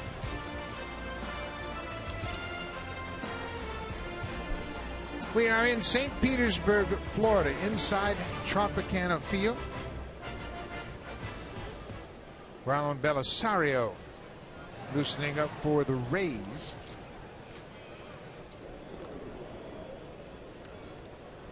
Kevin Pillar flied out to right his first time. Takes a strike here from Matt Andres. Well, the Blue Jays bullpen has worked a lot lately. Same for the Tampa Bay Rays.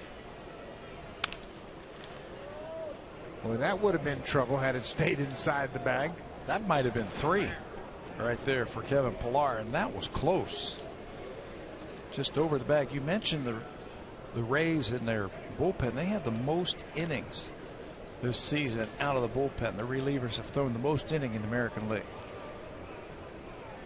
That is unfamiliar territory for the Tampa Bay Rays. Yeah, they have worked an awful lot. Their starters, as we mentioned, 4 of their regular starters are on a disabled list. So they've mixed and matched in the rotation, and because of that, it's caused a heavy burden on the bullpen. The Rays lead the majors with 240 in the 3rd innings of relief. Out of the bullpen, gone David Price, an innings eater. James Shields. Used to pitch a lot of innings for this team. And that's going to wear and tear your bullpen down. They wanted it upstairs, and they get the desired results. The strikeout of Pillar. 2 quick outs here in the 5th. Second strikeout of the night for Matt Andres. He got Jose Bautista in the first inning. This time he's going to go upstairs against Pillar after a steady diet of off-speed pitches. Throws that high fastball by Pillar. Leaks out there just a little bit too quickly. Can't catch up to that fastball. 2 outs. Number 9 hitters Munenori Kawasaki. First pitch strike right at the top of the zone.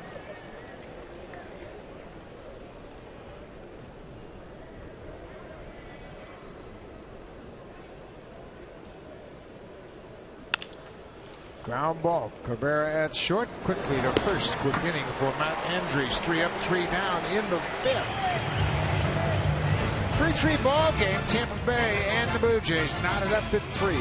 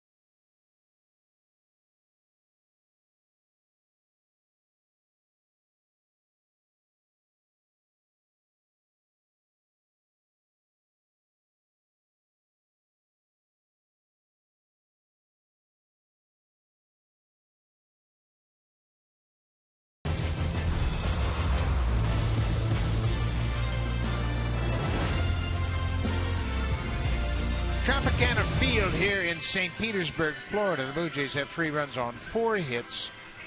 And as they've always done, they've hit a couple more home runs. Jose Reyes and Diana Navarro solo home runs. And Navarro's home run in the 4th tied it at 3-all. Drew Hutchison, his next pitch will be his 90th pitch of the game. And the Blue Jays bullpen is up and working here at the start of the 5th. Seems to have found it the last couple of innings. I think he senses that his night might be coming to a close here. So he's been a little bit more aggressive. He has pitched to contact just a little bit more, and he's thrown 2 straight shutout innings.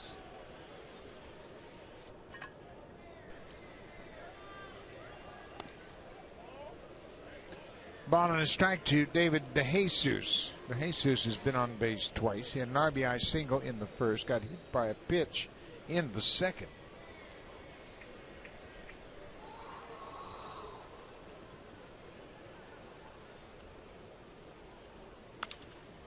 This is popped up. Valencia has some room. He's in foul territory. Makes a nice over-the-shoulder catch. 1 down.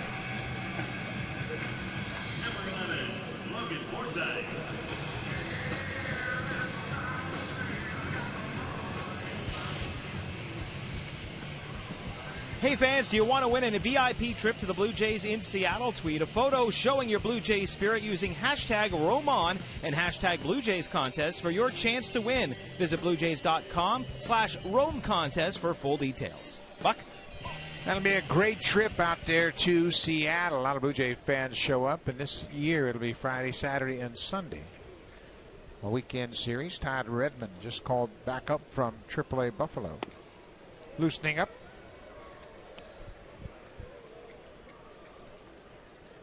Logan Forsythe. He's 0 for 1 with a walk.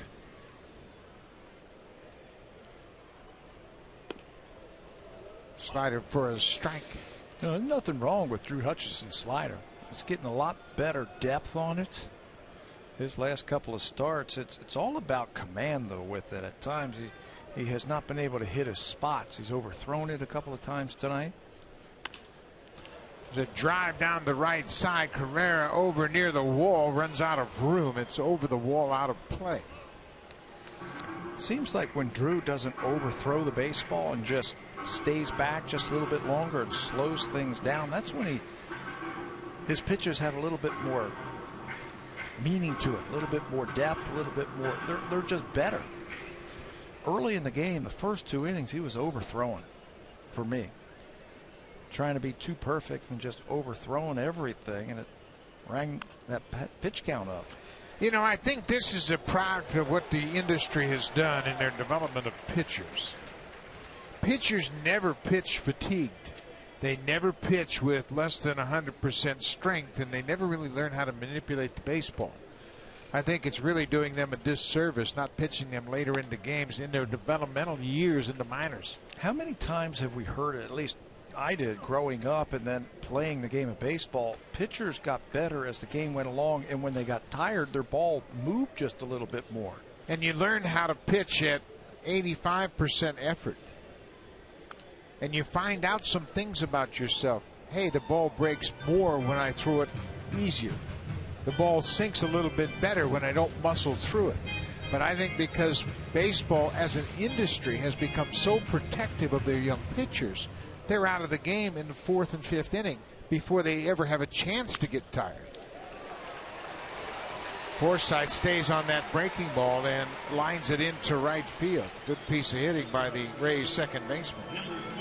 Well, he worked him away that whole at bat. Not one time did he come inside so he can see the swing. He's looking for the ball out there. Just drop the barrel of the bat on that baseball and shoot it to right field. And that's a product that you have to learn to do also. When a hitter is defensive like that, you got to bust him inside. You don't have to overthrow the baseball and throw it 95 miles an hour. You just have to bust him inside one time. Just to keep him honest. There's another base hit. Steven Souza Jr. singles to center.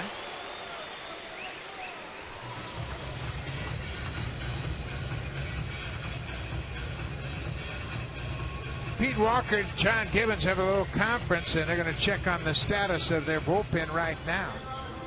Redmond appears to be ready. Hutchison has thrown 101 pitches. Fastball right down Rob Way's. Sousa is a good low ball hitter. He goes down and gets that one. Asdrubal Cabrera, the shortstop, 0 for 2 so far in this game. Runners at first and second. The Rays have stranded 6.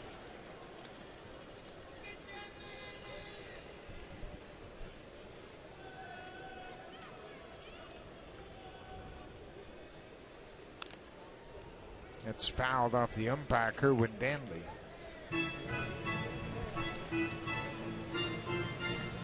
Been a battle for Drew Hutchison all night long. He's had runners on in every inning so far.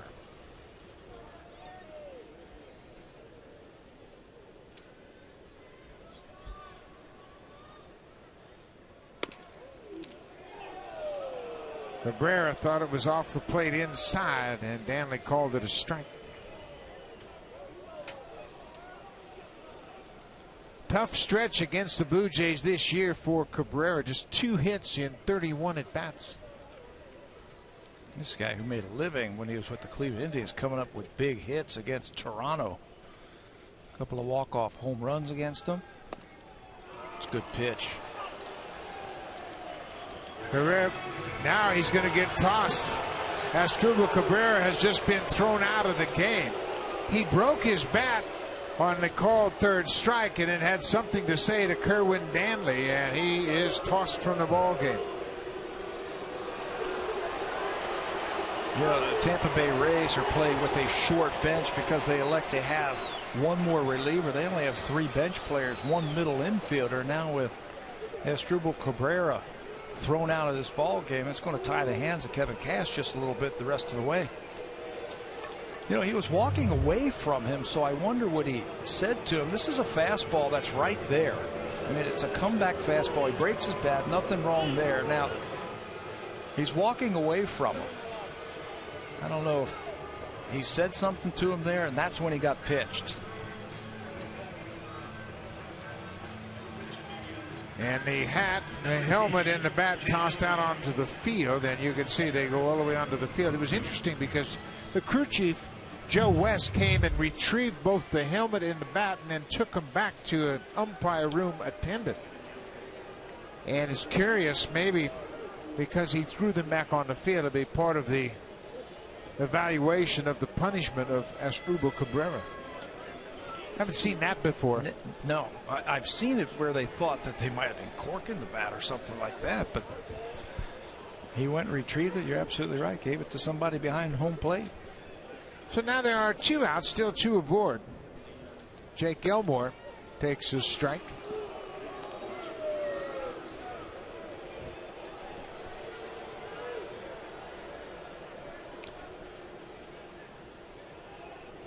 Nick Franklin is the only infielder they have. He can use him in replacing Asdrubal Cabrera.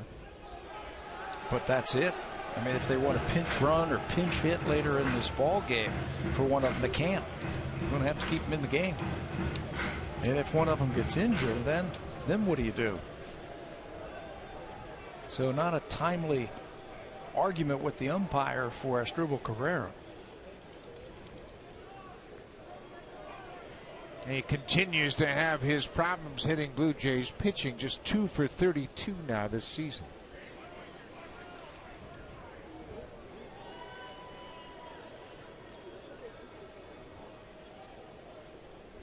There go the runners. The ball is outside. 2 more stolen bases, and Navarro's going to go out and talk to Hutchison here. He didn't have a chance. They got a running start. The second double steal of the night.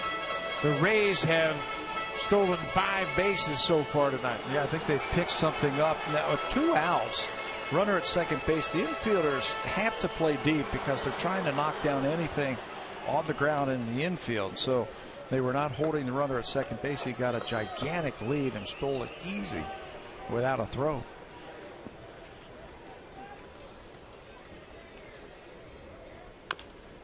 That's bounced outside of third.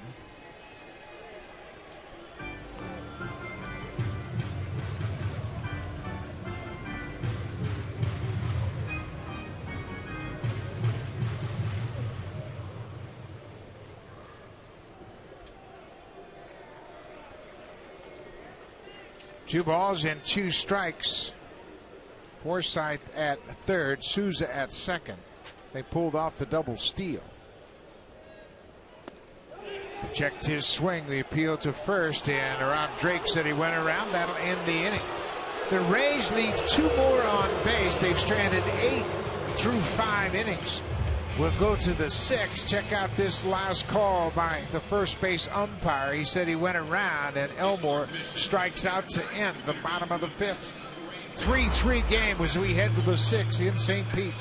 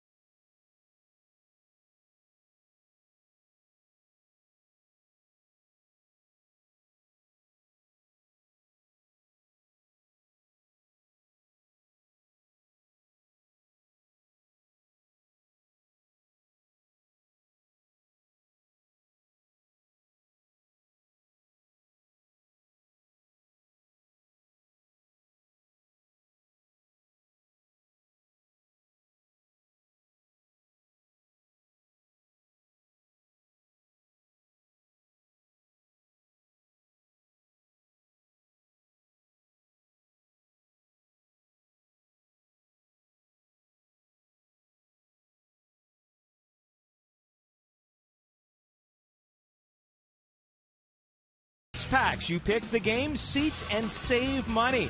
The deadline to purchase the 2015 Flex Pack is Friday, June 26. Go to BlueJays.com for more details. A great way to go out and see multiple games of this team that has been very exciting to watch this season, Buck. Very exciting, Barry, and there are a lot of great games coming up when the Blue Jays return to Rogers Center on Friday night. The Texas Rangers will be there. There is Nick Franklin. We expected to see him at short after Asdrubal Cabrera was ejected, and Franklin takes over defensively. Reyes goes after the first pitch, and it's a sky-high pop-up. Elmore, the first baseman, makes the catch in foul ground.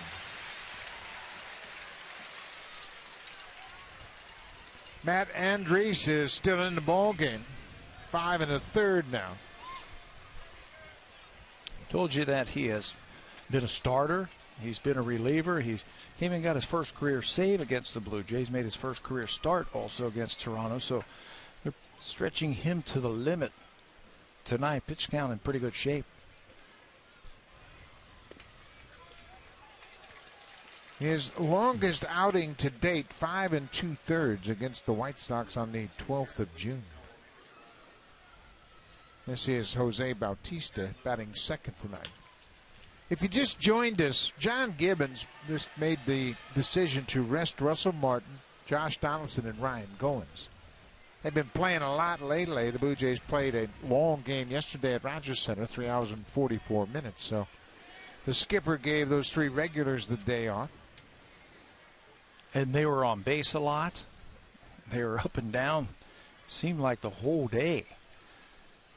Blue Jays got in here about 9:30, 10 o'clock last night, so give them the day off. Well, Blue Jays are up against a tough team for them. They're just 1-6 against the Rays, and tomorrow they'll be up against a tough pitcher, Chris Archer.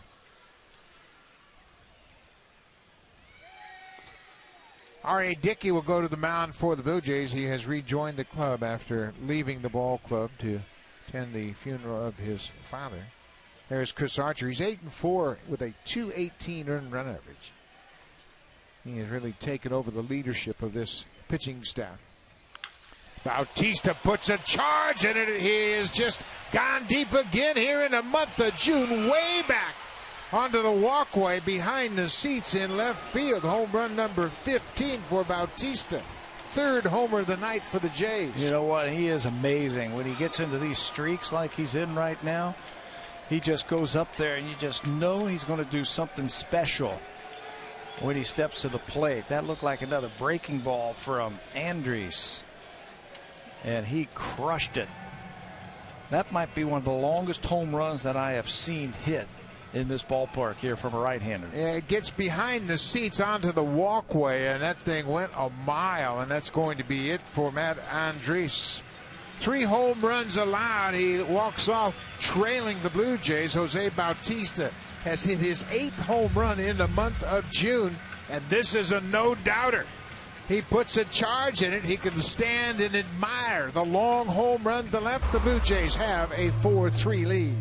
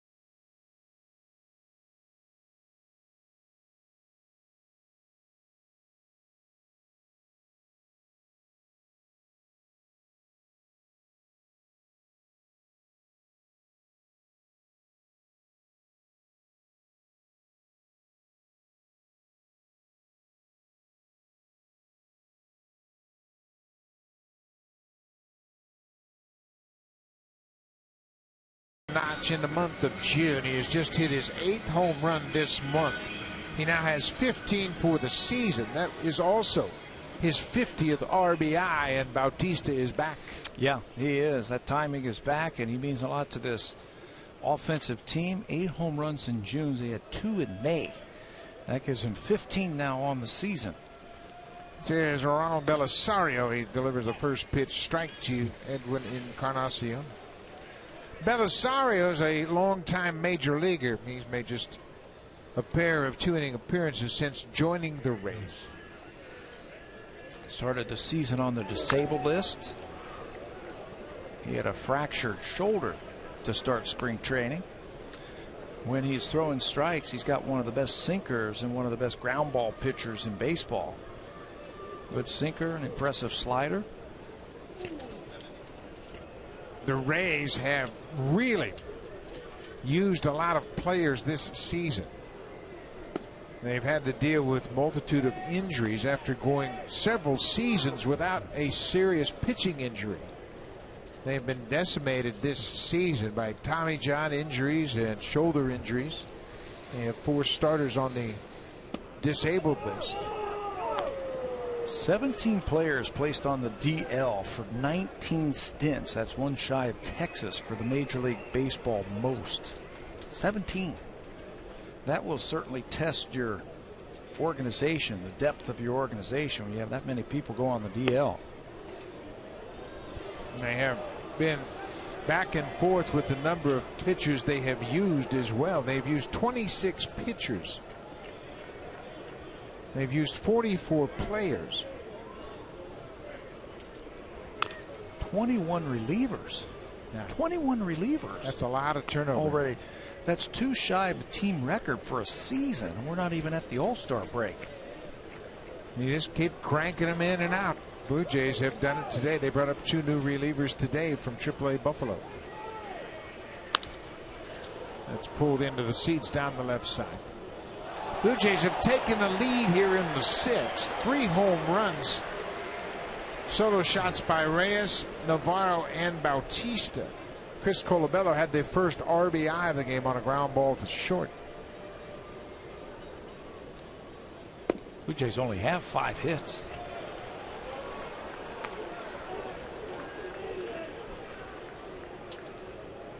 Belisario checking to see who has coverage at second base. Here comes Diana Navarro. He's had a great start to his night. He doubled in the 2nd and came around to score the first Blue Jay run. Then he homered in the 4th.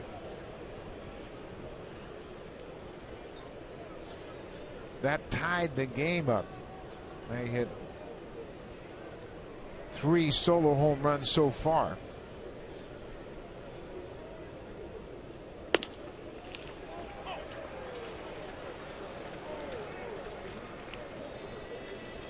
Aaron Loop has gotten up and he is standing by down in the Blue Jays bullpen. Looks as though he's going to come into the game, taking over for Drew Hutchison. Remember, the Blue Jays used 7 relievers yesterday. And they have a couple of them down today. Red Cecil unavailable. There's a strike. Bo Schultz went 2 2/3. They would just as soon not pitch him as well. Drew Hutchison. He's thrown a lot of pitches, but it looks like he wants to stay in this game.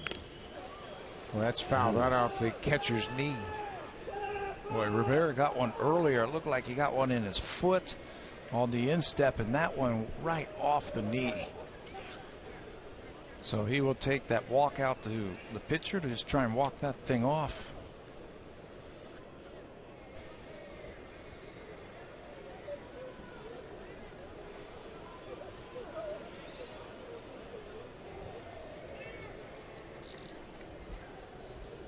See him pointing to that left shin guard where that protective padding gets a little thin because you have to have it flexible, and it'll be vulnerable to those foul tips.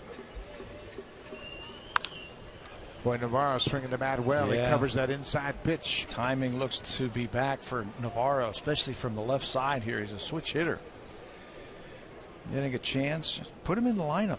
Give him a chance to get that bat going. And it has been going tonight with a home run and a double. Fouls off another tough pitch. Belisario has always been a very dramatic ground ball pitcher. This is Navarro's at bat back in the 4th. A high pitch out over the plate. He hammers it. It's his first home run of the season. Yeah, no doubt about it. He was able to pull that ball on the outside part of the plate. There's another base hit for Navarro. Encarnacion is making the turn around second, but he'll stop as Kiermaier gets it quickly and makes it close at second. Kiermaier's a very good outfielder. Navarro got jammed, but now he's had a 3-hit night. Chris Colabello back in the 4th inning is getting some attention. Remember, he got hit on that index finger, sliding in, breaking up a double play in the 4th, trying to break it up. And it looks like they're putting some padding on the bat where that index finger rests against the bat handle. They have been doing that for Kevin Pillar. You can see that little knob right there to absorb some of the pain if you don't hit it squarely, hit the baseball squarely with the bat. Get a little padding. You can see it right on the bat as he gets ready to hit. Hitters will take their grip, and then the trainers will make a point of marking that spot so they can put some sort of padding on it. Looks like he's got most of the padding in his hand. Got that thumb saver on his right hand, but it's his left index finger, I believe, that has taken the brunt of that blow.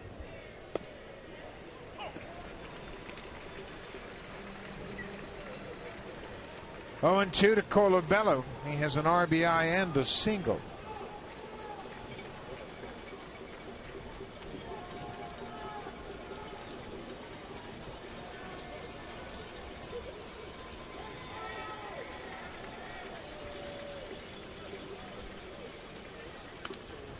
Fights off a good pitch. They mentioned Belisario, a very dramatic ground ball pitcher. Always has been a guy that can get a lot of ground balls. When he's throwing strikes, I mean, he's got the stuff to do that. That two-seamer has reached in the mid-90s at times. And an impressive slider. But he has to throw strikes. There's a ground ball, but that's going to be foul.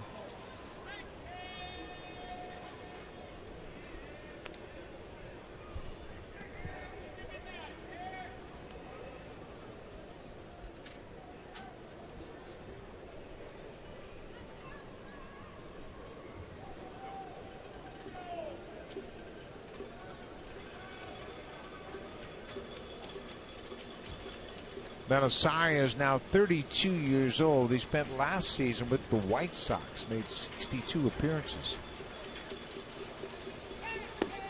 Off the plate outside. I don't know what it is. When relievers come to Tampa Bay, they take their game up another notch, don't they? I know what it is. It's Jim Hickey. Jim Hickey's the pitching coach for the Tampa Bay Rays. He simplifies things. You remember when Fernando Rodney came here? Mm-hmm. He was scattershot everywhere. Didn't throw enough strikes to take advantage of that great changeup. And Jim Hickey said, throw that fastball over the middle. He really simplified things. And boy, did he make a lot of relievers a lot of money here. Rafael Soriano turned his time in Tampa Bay into a multi-year $30 million contract. Joaquin Benoit was here also, became a free agent, made a lot of money when he left here. They come here, they get right, then they go somewhere else and make all the money. But they keep bringing him in and keep making them. There's a drive to left field. De Jesus is back. It's over his glove off the wall. Encarnacion's in to score. And they're going to hold Navarro at third as Colabello has driven in his second run of the night with a ringing double off the wall in left. You know, I was watching Luis Rivera on that play. He was thinking about sending Navarro. First of all, that ball was crushed by Colabello. That was a line drive about 370 feet to left field. A sinker that doesn't sink, and Chris hammers that ball. Now, Encarnacion's going to score easily from second base. When the ball got away from De Jesus right there, great job by Kiermaier backing the throw up. And you mentioned the throw that he had yesterday. He also made a throw in that series in Cleveland where he caught a ball against the left wall and almost doubled a guy off at first base. And he got over there, backed up, and threw that ball all the way to the plate. And I think Navarro might have been out. Good play by Rivera to hold that runner. One out now. The infield is drawn in for Ezequiel Carrera. He doubled up Colabello in the fourth. Inside off the plate. The Blue Jays have taken a 5-3 lead here in the sixth. Bautista with the one-out home run. Colabello with the one-out double. Drew Hutchison getting some run support here in the sixth. See the handshake right there from the manager. It looked like John Gibbons right there after the Blue Jays have scored a couple of runs. His night might be over. Ground ball past Forsythe into right. Navarro is in to score, and they're going to stop Colabello as Carrera picks up another RBI, his 16th of the season. Let's check in with Jamie Campbell.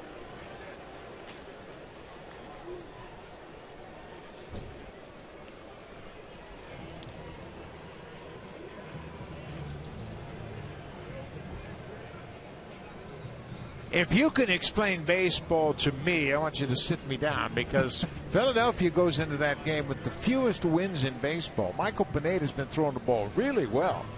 Then they get 8 runs on 11 hits and knock him out in the fourth. In the fourth? Go figure.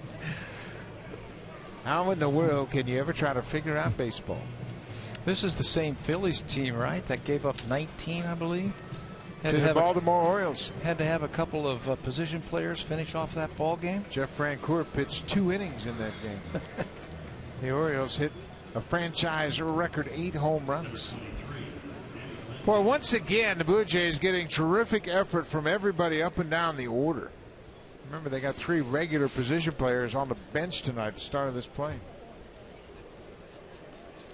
Navarro has come in to score. Any Romero, the left-hander, starting to loosen up.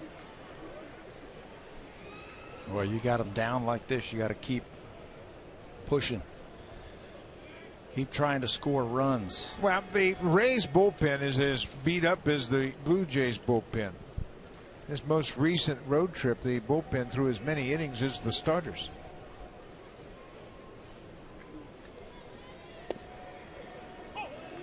Danny Valencia takes a first pitch strike.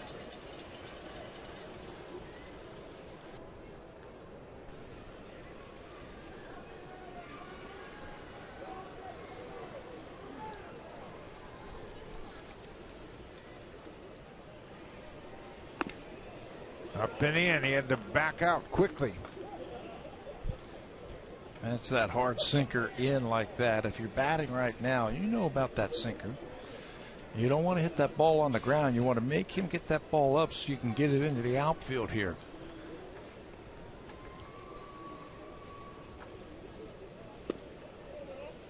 Down and away. 2-1.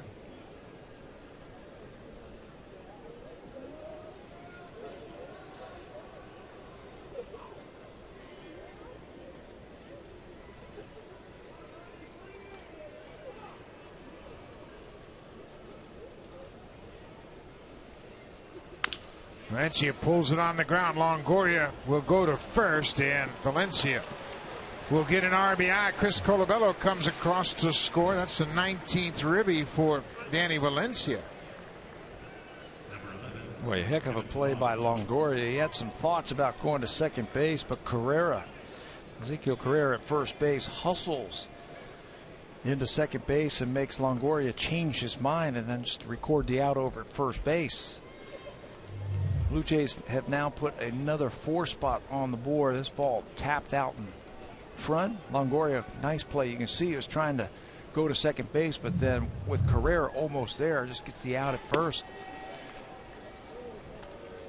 Kevin Pillar's gone 0 for 2 so far tonight. This is the 28th time this season that the Blue Jays have scored 4 runs in an inning. And they're doing it against a pretty good pitching staff. One of the best in baseball. Last year, the Blue Jays had 24 innings, 4 or more runs. That was the second fewest in baseball. Only the Rays had fewer. What a turnaround it has been for John Gibbons hitters this year. 28 times they've had innings of 4 runs or more. Oakland is second among 4 teams. Oakland, the Nationals, the Dodgers, and the Diamondbacks have all scored 4 or more 18 times. So the Blue Jays have 10 more innings. Yeah, that's nothing compared to what the Jays have done. And there's another guy out there. It can be a 5-run inning.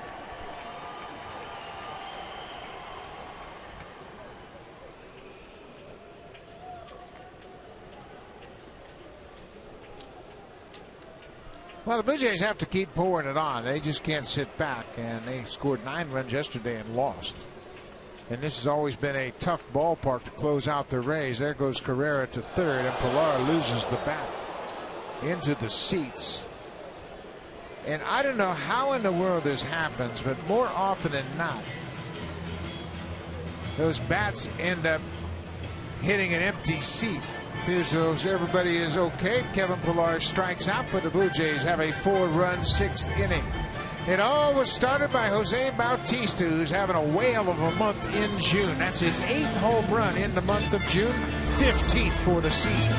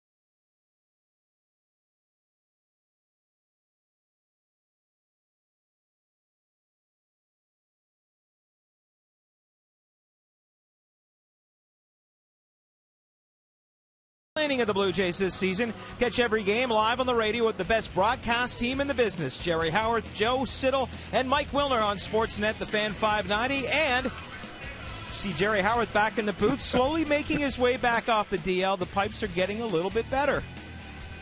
They sure are, Barry. It's a three-man booth tonight here in Tropicana Field. Good to have Jerry back on the airwaves. Tight squeeze over there. But I tell you what, it's been a very pleasant plane ride. Why? Because he hasn't been talking? Because he hasn't been able to talk. Aaron Loup into the ballgame for the 33rd time this season. There are Aaron's numbers, 2-4 record. He has been pitching much better lately over his last 16 outings, covering 13 the third inning. Opposition's only hit $150 off of Loup. Changeup has been better. His direction towards home plate has been just a little bit better, and I think that's why you see the success that he has had.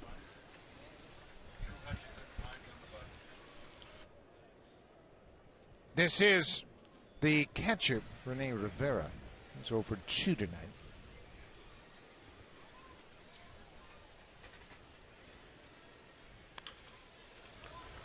Blue Jays need some quick innings out of their bullpen. They have been worked hard recently. 22 games for Loup. This is his 23rd appearance against the Rays. He's pitched well against Tampa Bay, a 142 earned run average. It's the 4th time already this year that Aaron has pitched against him. Tries to bust that fastball in, just 2 2/3 innings. He had 5 strikeouts against the Rays.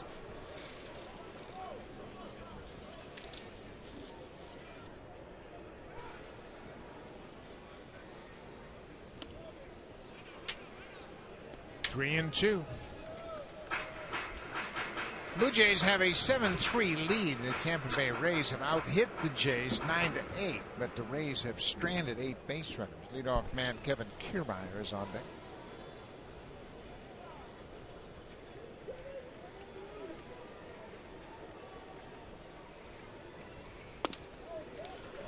Well, that's not what the Blue Jays wanted to see. A leadoff walk to the number 9 hitter.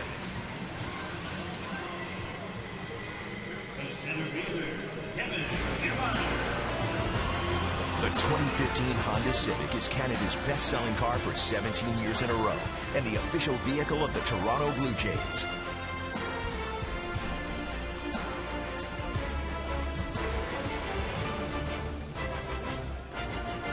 John Gibbons reminding the infield that Kevin Kiermaier will bunt. He's already had a 2-hit night. He scored a pair of runs. He drove in one and has a stolen base. So he was telling his right side of the infield to shorten up just a little bit, just in case that he would try and bunt against Aaron Loup. They're looking for some base runners here to get something started. There's a little flare. Reyes back. It's going to be another hit for Kiermaier. It's not how hard you hit him, it's where you hit him. And Kiermaier's had a 3-hit night. He's already scored 2 runs tonight. He's on base once again. And that might be it. John Gibbons just wanted to see what he wanted to get from Loup, Rivera, Kiermaier, and that might be it. The Blue Jays have had a tough time closing out the Rays in this ballpark. We have seen this act before. Loup walks the number 9 hitter and then gives up a bloop single to Kevin Kiermaier. He's out of the game without recording an out. Todd Redmond, just back up from AAA Buffalo, will come into the ballgame.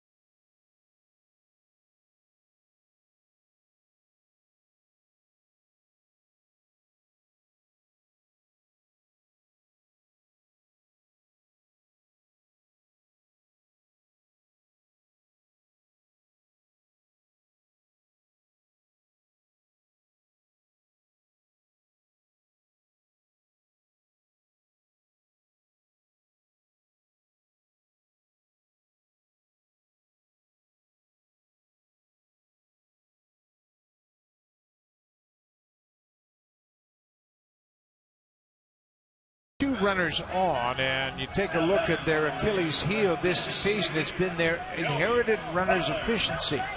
They've allowed 37.2 inherited runners to score. That's the worst in the American League. Highest percentage in the American League for the Blue Jays. You get runners on, you got to have guys come out of that bullpen, striking guys out and retiring those guys and keeping them there. Well, that's the job that Todd Redmond has been handed right here. Just recalled today from the minor leagues. They needed some fresh arms up here. This is his 3rd stint with the Blue Jays. There are his numbers in 3 games this year. He misses with that first pitch. Todd Redmond is a native of St. Petersburg, back in his hometown to pitch against the hometown Rays. This is Joey Butler. He's had a 2-hit night.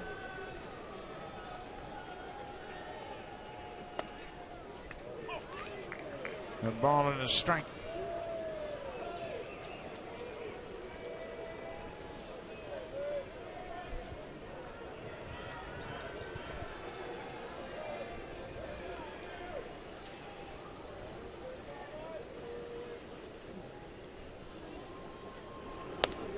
That high fastball ties him up, and Redmond is ahead. Todd Redmond's had some good stints with the Blue Jays in the past. He can throw that pitch upstairs and hitters don't pick it up. That one was just 89 miles an hour, and he swung right through it. Brought up here to give them some innings out of that bullpen. Gibby was talking about him before the game. He can give you multiple innings. He's our long man out of the bullpen. And he isn't tough right now. You've got to face Butler, who's hitting over 300. Longoria has driven in the most runs against the Blue Jays since 2008. And then DeJesus with a couple of runners on board. Big part of the ball game right here.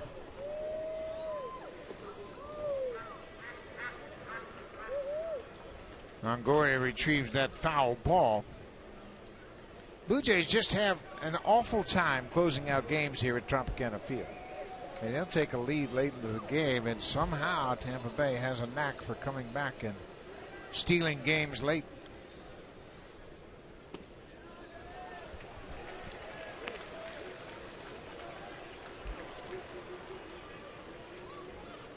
Two and two, nobody out. Blue Jays scored 4 runs in the top of the 6th. Strike 3 call. Redmond strikes out Butler. It's the first out of the inning. That is the 7th strikeout by a Blue Jay pitcher tonight, and it came at a great time. Slider down and away. That's right there. Deanna Navarro helps him out a little bit, the home plate umpire, by holding it there. That catches the plate for the first out. 5 of those strikeouts were called strike 3s. 1 led to the ejection of the shortstop Asdrubal Cabrera. Kerwin Danley threw him out after calling him out on a strike. Cabrera was headed back to the dugout, but had one more thing he wanted to tell the umpire, and that cost him the rest of the game. There's Evan Longoria.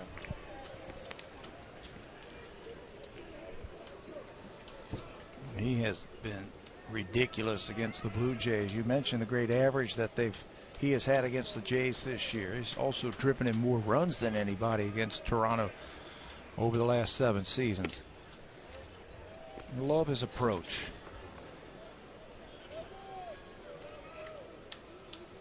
Former #1 pick came to the big leagues early on, and they signed him for the long haul. His contract takes him into the 2020s. Drives this ball in the air, but not that deep. Rivera tagging at second, and he will stay right there. No reason to gamble with the catcher. Longoria hit it off the end of the bat. Left fielder, David DeJesus. So David DeJesus will face Todd Redmond. Redmond with a strikeout and a flyout since coming into this game.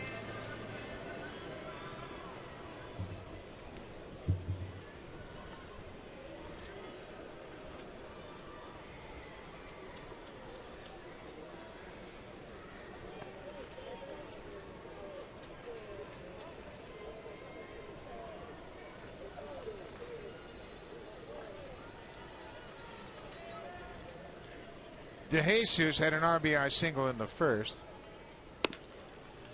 He is 1 for 2.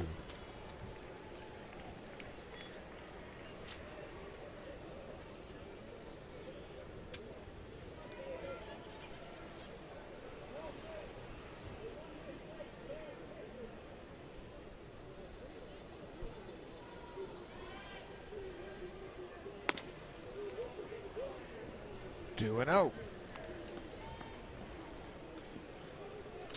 Trying to pitch out of a tough jam here. A leadoff walk to the number 9 hitter. And then a single by Kiermaier. If he can get himself out of this one. Get a little momentum for the Blue Jays offense. That's going to reach the seats down the left side and well out of play. Drew Hutchison goes 5 innings. He gives up 3 runs on 9 hits. Walked a couple and struck out 6. Hutchison threw 109 pitches over 5 innings. You know what really hurt him? 64 of those were in the first 2 innings for Hutch. He just couldn't find it. And it was almost like he said, you know what, if I'm going to stick around for 5 innings and have a chance to win this game, I got to start pitching to contact a little bit more.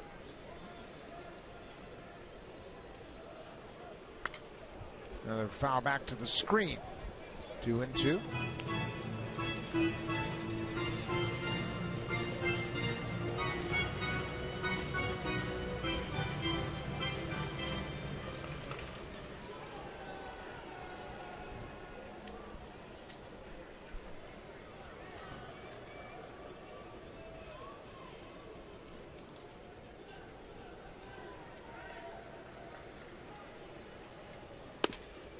Inside now, a full count. Runners will be off on the pitch. Rene Rivera from second. Kevin Kiermaier from first, and the on deck batter is Logan Forsythe. Rivera better hurry should there be a base hit. Kiermaier will catch him.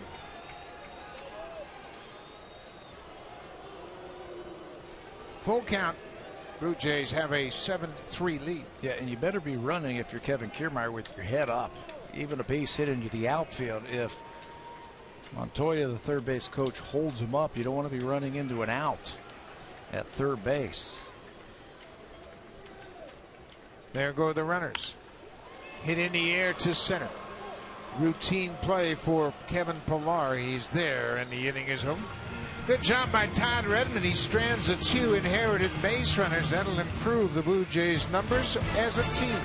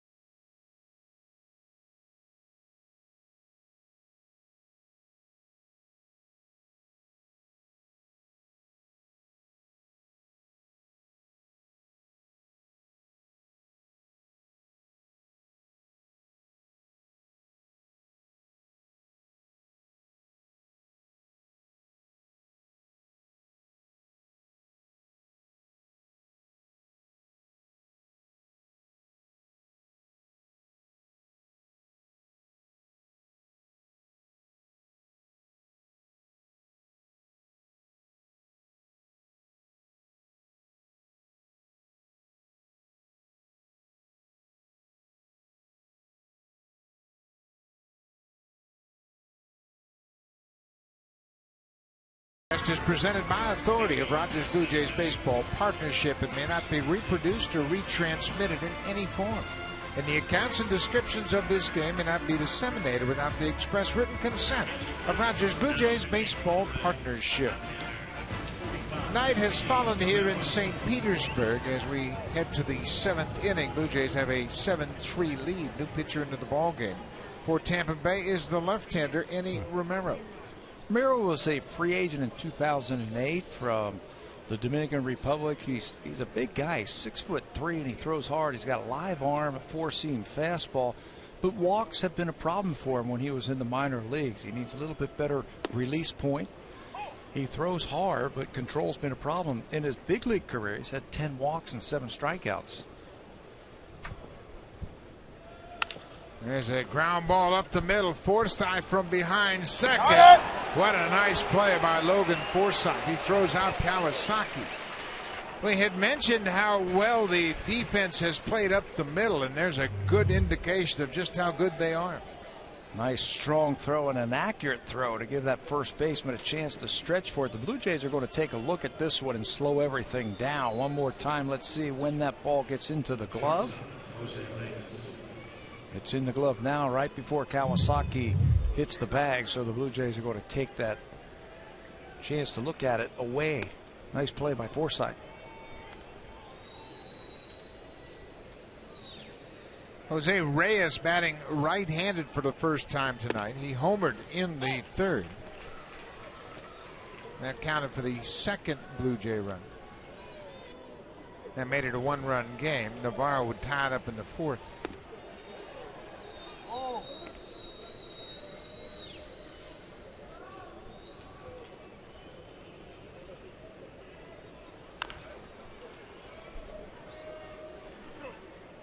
Blue Jays are back into the AL East. They lost 2 of 3 to the Orioles over the weekend, and now this 3-game series against Tampa Bay. Entering play, Tampa Bay has the lead in the East.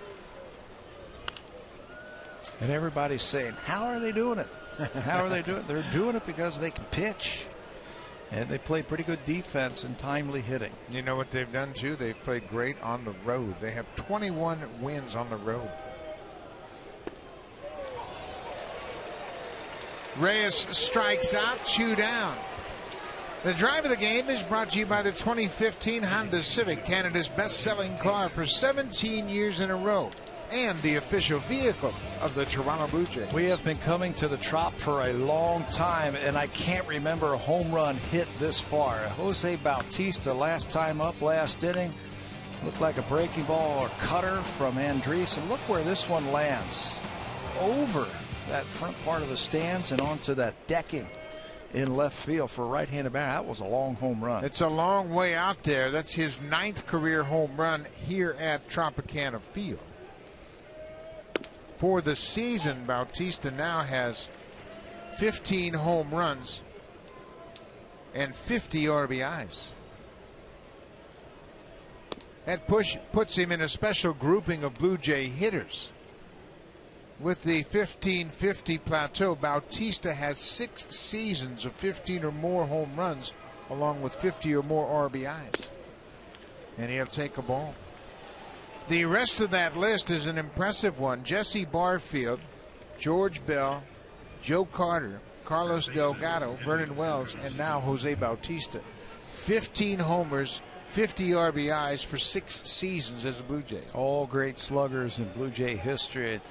You know the thing about Bautista, he can hit a long home run like that, but if you don't come to him, if you don't pitch to him, he's able to take the walks. Got another great on-base percentage this year. Coming into this game at .401 for the on-base percentage.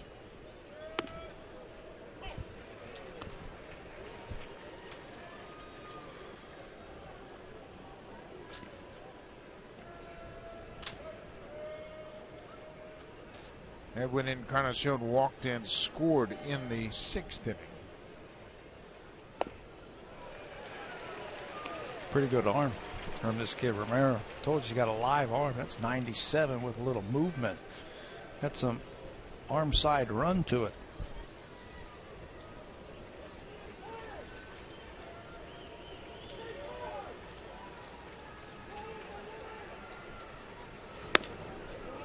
Yeah, he misses with that one up and away, but you can see the intrigue that Romero brings with his velocity. Yeah, from the left side, you don't see too many left-handers who can throw that hard. Big kid at 6'3".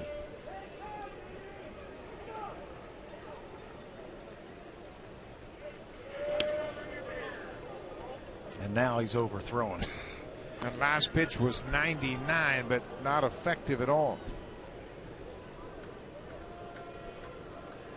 Got the 2 strikes to Encarnacion and then really overthrew those last 2 pitches to run the count to 2-2. Kevin Cash, a catcher in his playing days, really studying Eddie Romero. And if he can't figure out the key to mastering his control.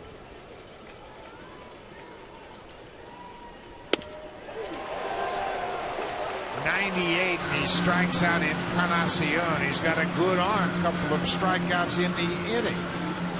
Blue Jays leave a base runner. Romero with a big strikeout. We'll go to the bottom of the 7th. The Blue Jays have a 4-run lead.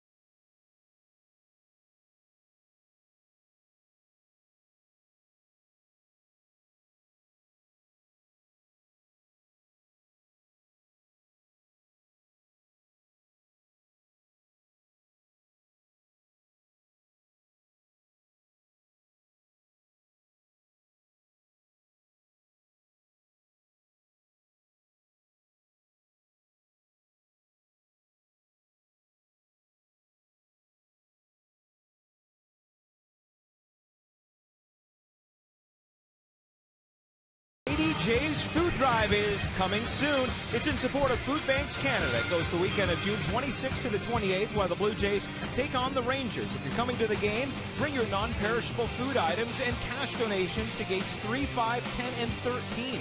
Grab bags available for monetary donations. Go to BlueJays.com for more. Guys, the players get all the fame and attention, but the Lady Jays do such a great job behind the scenes. Well, they sure do, not only with their efforts for the ball club, but taking care of the baseball players' families. You and I both know that firsthand, how important the wives are to the players' success.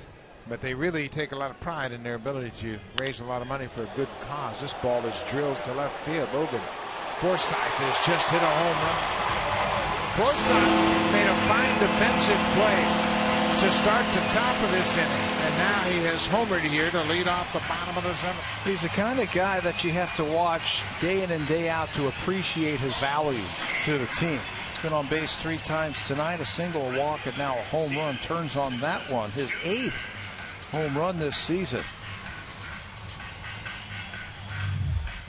Todd Redmond wanted that fastball down and away, and he has missed his spot. And Forsythe made him pay. That has always been a problem area for Redmond, that arm side fastball commanding that pitch. He wants to get it away, and he leaves it on the inner half and up.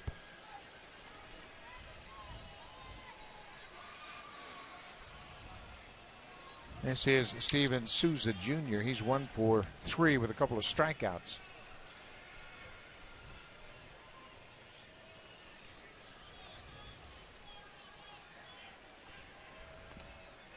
Souza tried to check, went too far.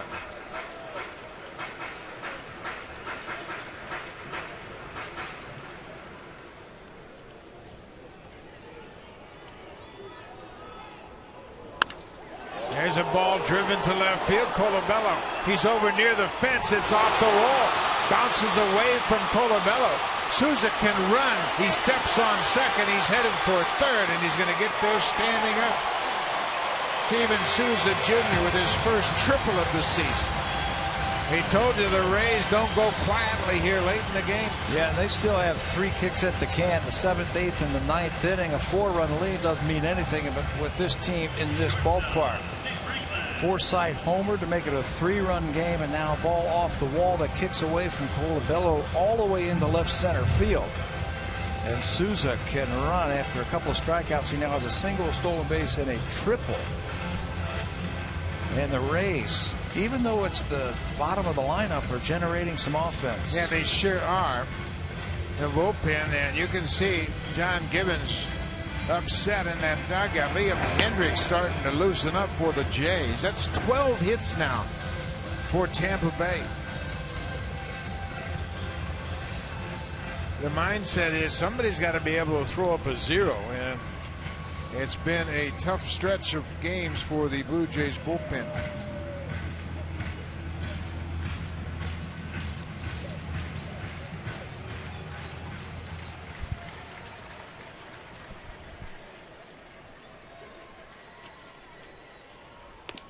This is Nick Franklin batting for the first time. He took over for Asdrubal Cabrera, who was ejected after striking out in the 5th inning.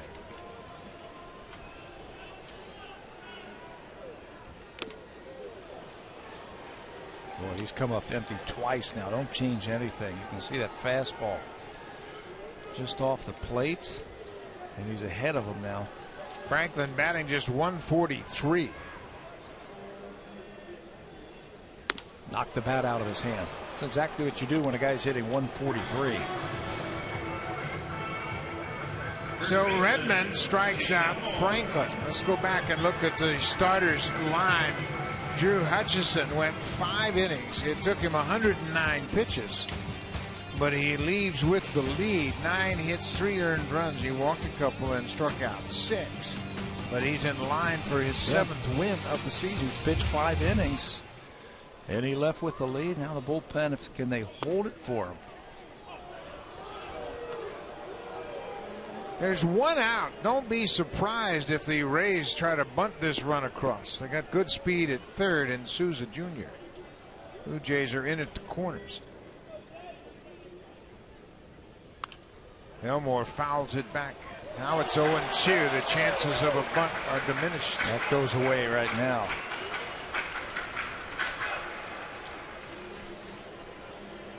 This is what you got to do, I think. You got to be aggressive with the Rays. Redmond struck out Franklin on 3 pitches. Now he jumps ahead of Elmore on 2 pitches. Now put him away. And he does. Comes right back with that fastball and strikes out Elmore.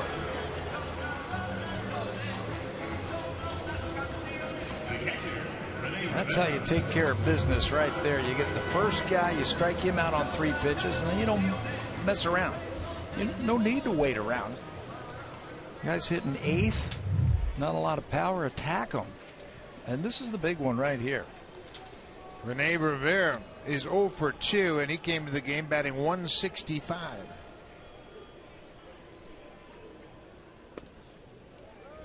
Navarro seems to be intent on using that fastball, the bottom part of this lineup. Hey, empty the tank right here. I think if you're Todd Redmond, give me everything you got to finish off this inning.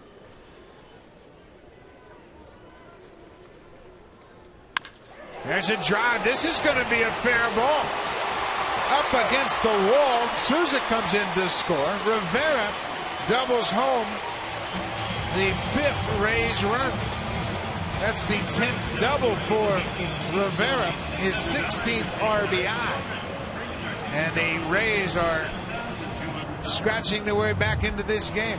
And again, just like the home run, he misses his spot. He can't get that ball down and away to the number 9 hitter, and he hits a rocket to left field. So Todd Redmond cannot finish his 2nd inning of work. It's up to Liam Hendricks to try and finish off the 7th, and the Rays right back in it. And they go back to the top of the order. Hendricks into the ball game. Kevin Kiermaier, the scheduled hitter, has 3 hits already tonight.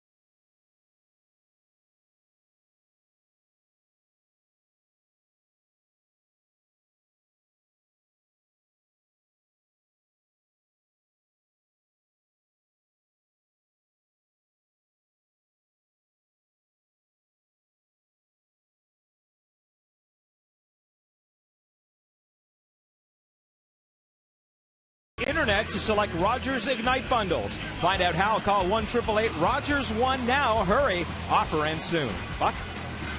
Well, lots going on right now, and the Rays are trying to ignite their rally here.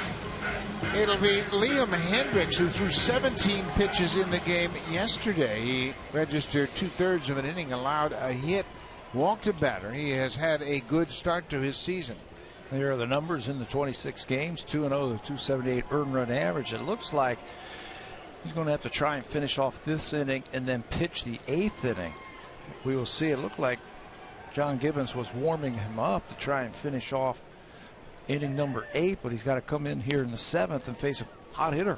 This is Kevin Kiermaier, the leadoff man. He has 3 singles. He's scored 2 runs, driven in a run, and stolen a base.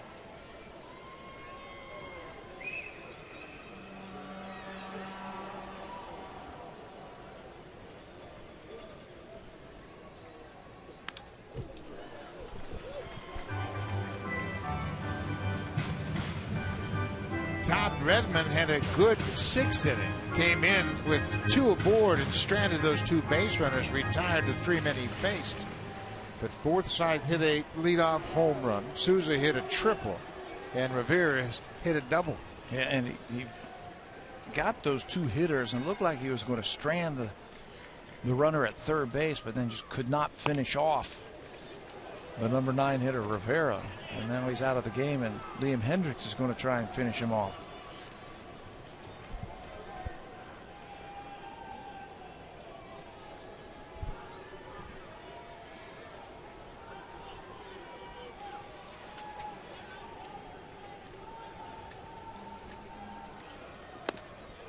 Inside, 2-2.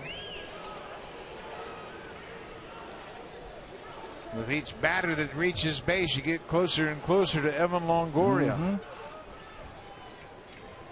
Keep turning that lineup over. This is the 5th at bat already for Kiermaier. This is his first 3-hit game of the season. Joey Butler is on deck. He has 2 hits tonight. Rivera at second doesn't run well.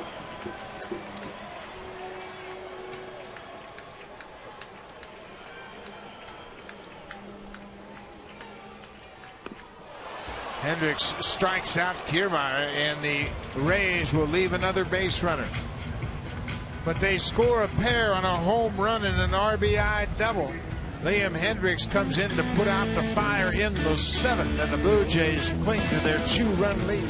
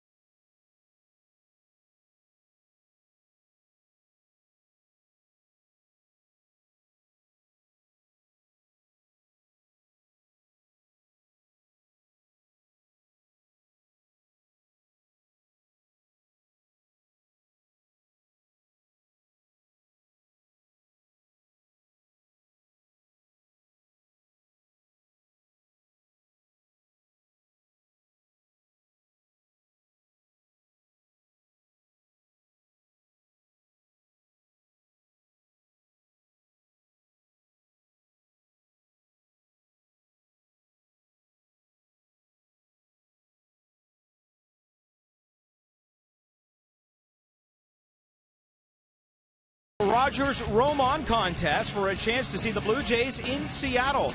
Tweet at Blue Jays a photo of you showing your Blue Jays spirit along with the hashtags Roam On and Blue Jays contest. It closes Sunday, June 28th. Visit BlueJays.com for more details, guys. One of the best road cities to visit if you're a Blue Jays fan. Seattle, Washington.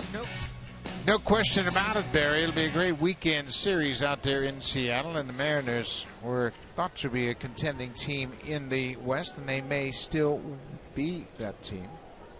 This is Deanna Navarro, who's had a 3-hit game. This guy's been the MVP today, I think, for the Blue Jays, not just offensively. I think he's done a good job behind the plate catching the Blue Jays pitchers tonight. He's had a wide assortment of situational numbers. The Rays have 5 stolen bases with Navarro behind the plate, but he has 3 hits. That's a foul ball. Joe West, the third base umpire, made the call. Longoria couldn't wait to hear whether or not it was fair or foul. Navarro broke his bat. He needs some new lumber. You normally will hear Buck, the umpire yell fair or foul, so the player doesn't have to go through the rigors of throwing that ball across the diamond. Deanna Navarro needs a triple. Needs a triple for the cycle. How's those legs feeling right now for Navarro? 8th inning? A little rubbery. A little rubbery. Going to be tough to get a triple. Navarro came into the ball game as a pinch hitter in yesterday's game. He hits this ball high and deep to center field. Kiermaier on the warning track. Boy, he made a bid for a triple, but Kiermaier runs it down up against the wall in center.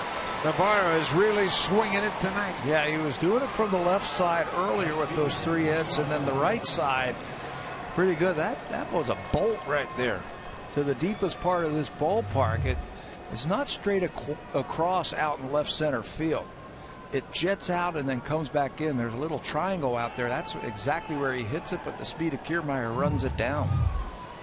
That's a long way out there. 400 feet to the wall. Chris Colabello's had a good night at the plate. Another 2-hit game for Colabello. 2 more RBIs.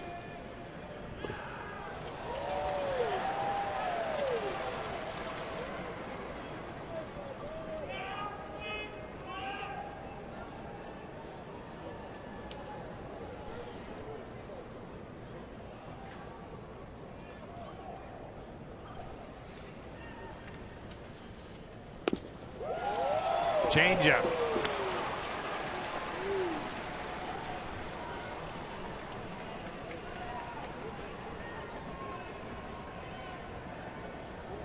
One and 2 to Colabello. Chris has 26 RBIs since joining the Blue Jays. He didn't come up till the first week of May. Just another bat that they added to that offense. Makes it deep. 7 more runs for the Blue Jays now. They've got 400 on the nose. The Blue Jays have scored 400, the only team to boast that. Colabello strikes out, 2 down.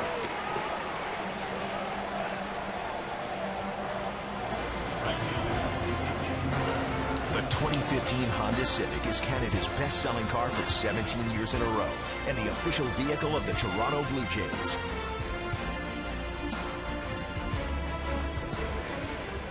You mentioned the 400 runs scored.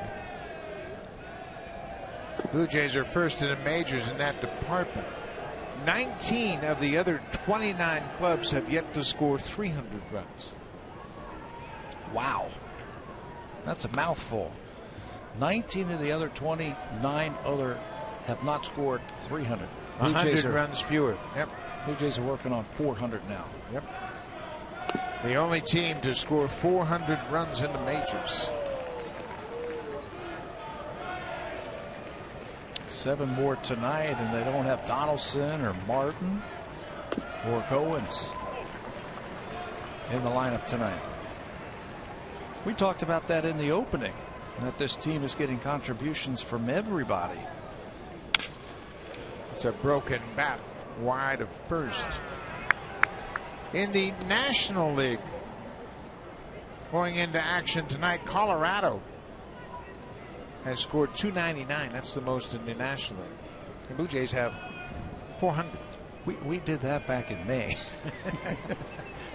What a month of June it's been for the Jays offensively.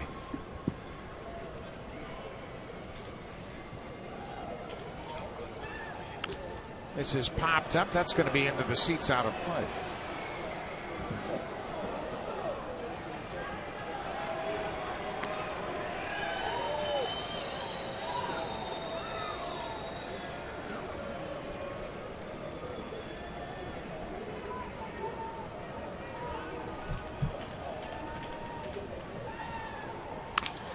Ground ball through the right side. Carrera has a base hit. He's got a pair of hits tonight. Blue Jays closing ground on the Rays in the hit total. That's the 9th hit for the Blue Jays. Tampa Bay has 13. That was a pretty good at bat right there from Carrera. Romero had retired 4 batters, 3 of them by strikeouts. Danny Valencia gets to face a left-hander. He airmails that one. That's going to go all the way down in the bullpen. Carrera's around second. He's going to go to third. Willie Rivera is going to stop him there. But Romero airmailed the first baseman. And it's a 2-base air that allows Carrera to go all the way to third. Rays had only committed 33 errors all season long. They were second in the American League in fielding percentage, and this is an easy one for Carrera. They had thoughts of maybe trying to score him, but Souza came over, got that ball back into the infield. Carrera's now at third base, and the right-handed batter up and a lefty on the mound. He can get a big lead at third base. See if you can score on a short, wild pitch. Danny Valencia batting .391 against left-handed pitchers. Valencia picked up an RBI in the 6th on a ground out to third. His 19th ribby.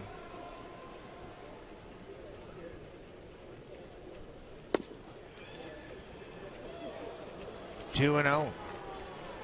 Well, Blue Jays need to cash in this runner from third. Yep. Just keep getting those add-on runs. In this ballpark, it's been tough to win games.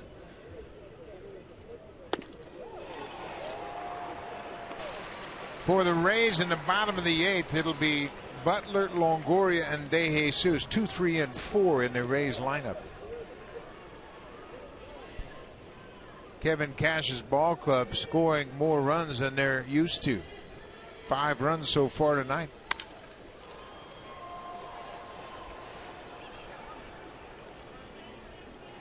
Giving up more runs than they're used to also.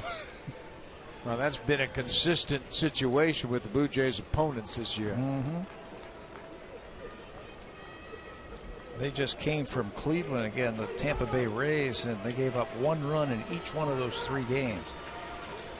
Blue Jays have 7 already tonight. There's a base hit, make it 8.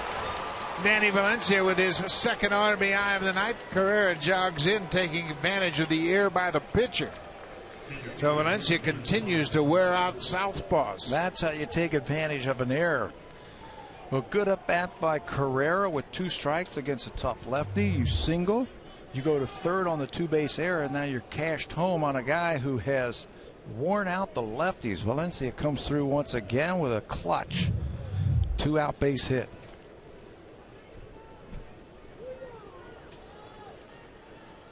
Kevin Pillar takes it downstairs. Pillar's 0 for 3.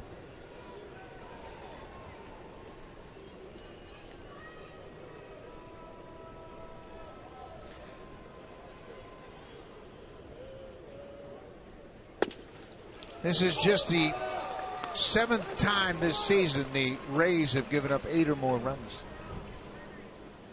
And it takes the best team in baseball to put up an 8 spot against them. Best offense in baseball by far. There goes Valencia. He got a running start. Boy, he timed that perfectly, didn't he?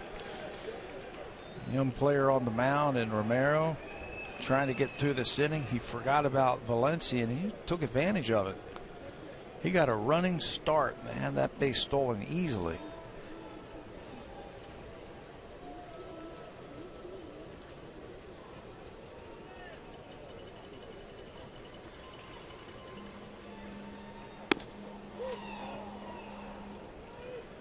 The Blue Jays over their last 3 games have given up 11 runs in the 8th and 9th innings. So it'd be wise to continue to keep swinging. Keep scoring.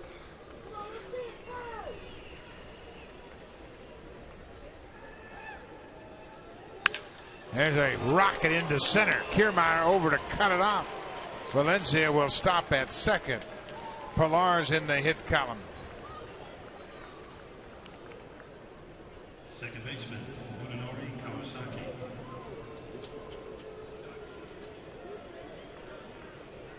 Eleven hits now for the Blue Jays.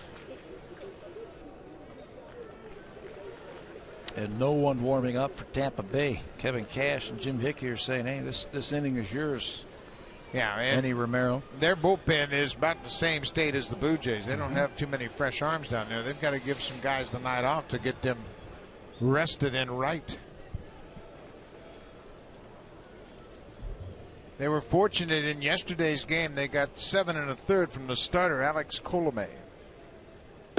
He allowed just 1 hit. 1 hit, retired the first 16 batters that he faced, and went deep and gave that bullpen a chance to rest up.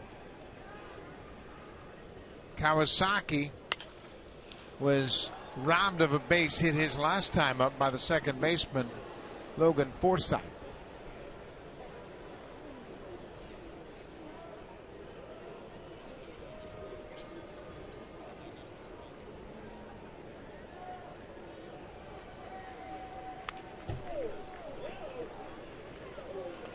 Romero, no problem with fastball velocity. There you see the pitchers for tomorrow night's game. Chris Archer on the left, R.A. Dickey on the right.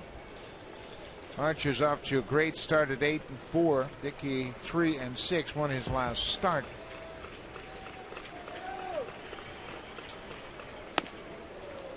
Boy, they're dancing off the bases, aren't they?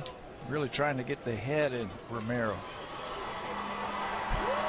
We mentioned the 11 hits. This is the 33rd time the Blue Jays have gotten double-digit hits this season. And in those 33 games, they put up a 26-6 record. They can swing it. Pitchers start to overthrow, try to do too much, try to get through this lineup. He's overthrown the last couple. He was 0-2 against Kawasaki and then tried to put him away. And now it's full. Bouncing ball. Elmore stays with it. Romero is there, and it's bang, bang. The Blue Jays strand a pair. So we'll go to the bottom of the 8th. The Jays have an 8-5 lead. Now it's time for a Blue Jays Central Update. Here's Jamie Campbell and Greg Zorn.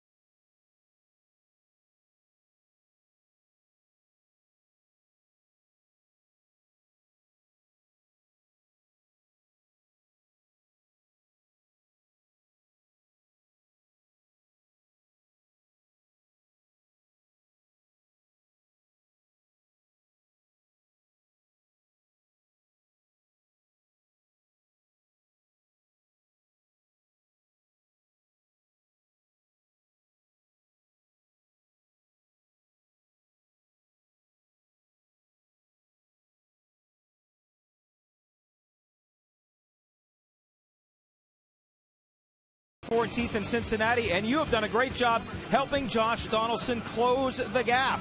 He is now just 33,000 votes behind Mike Moustakas to be the starting third baseman. Keep it up.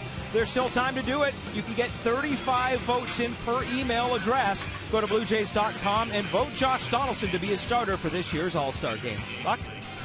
That's a great effort by all you fans out there. We want to congratulate you for that, but you're not done yet. You got to get him that starting nod. That's Ryan Goins, who has come in to play third base. Third baseman Danny Valencia moves from third to left field. Chris Colabello is out of the game. Colabello finishes up 2 for 4 with a couple of RBIs and a run scored.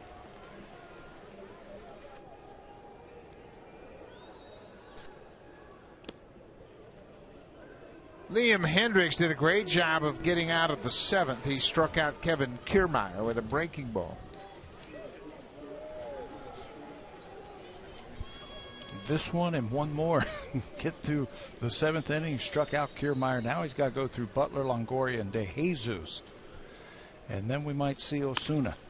There's a ground ball to the right side. Kawasaki dives, and Butler's going to reach a leadoff single. The never say die Rays have the leadoff man on here in the 8th. Butler is not a pull hitter. He gets a lot of hits to right field, and especially with Hendricks on the mound, who throws hard. He's got the highest batting average when going to the opposite field in Major League Baseball, but the Blue Jays play him to pull. Kawasaki dive, and by that time it's too late to throw him out. So now Evan Longoria is 1 for 4, had an RBI single in the 2nd.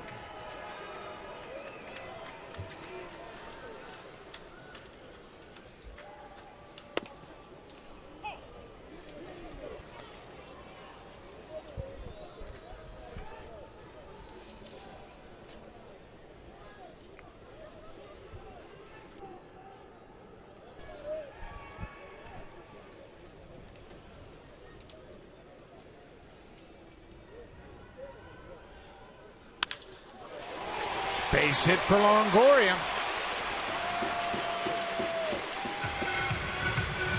His 2nd hit of the night. Toughest part of the lineup right now, Liam Hendricks trying to get through that. Blue Jays have not had a 1-2-3 inning tonight from their pitchers. The Rays have made it tough. They have had runners on base every inning tonight, and it just got tougher after that base hit. 15 hits for the Rays. That ties their 2nd highest hit total of the season. They had 15 hits against the Orioles on May 31st. Their season high 19 against Minnesota in Minneapolis on the 17th of May. They scored 11 runs on 19 hits. Tonight the problem for them has been they've stranded 11 base runners. Yeah. And Blue Jays are going to go to the pen one more time. And as John Gibbons has seen enough, he wants Osuna. Roberto Osuna, who was down yesterday, now gets a chance here in the 8th inning. Hendricks worked in the game yesterday. He got out of a tough jam in the 7th, and now he'll look for his bullpen mate, Roberto Osuna, to bail him out here in the 8th. David DeJesus is the cleanup man. When we come back, he represents the tying run.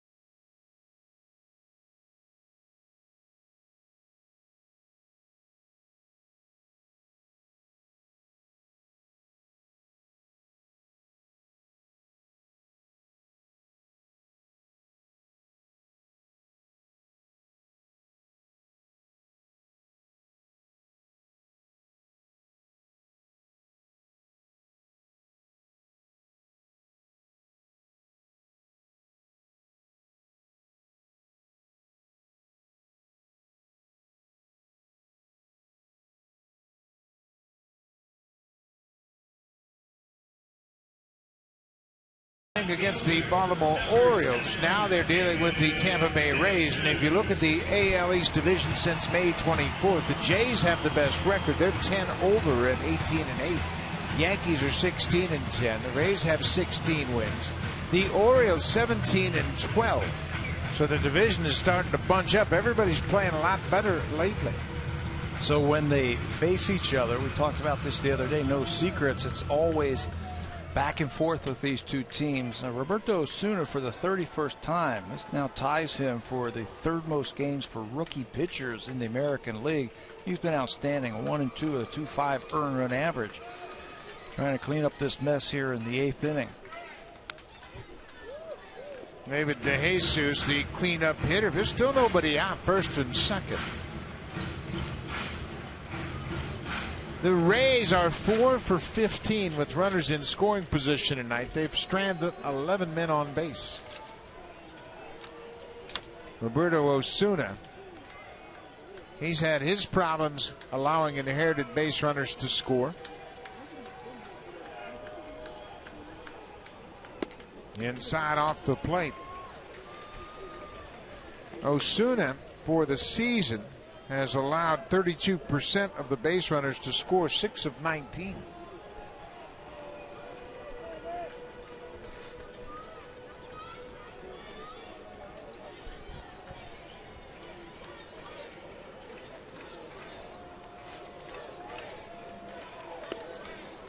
Changeup, and a good one. A ball and 2 strikes to David DeJesus. You have to respect that fastball. It's mid to upper 90s. And then he can drop that changeup on you, really get you out in front. Good pitch there. How about a ground ball? You need a ground ball double play.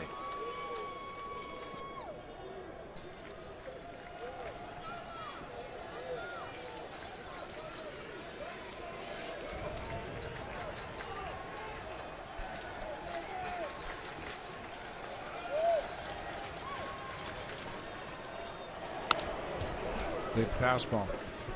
97 right in on his hands.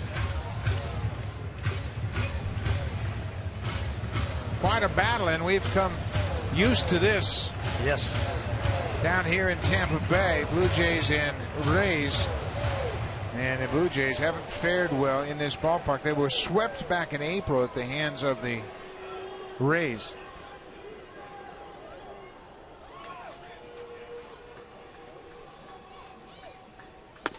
Strikes him out. Good fastball up and in at 98. Boy, you possess that type of fastball, you got to use it. Threw him one changeup and then all heaters. DeJesus cannot catch up with that high fastball.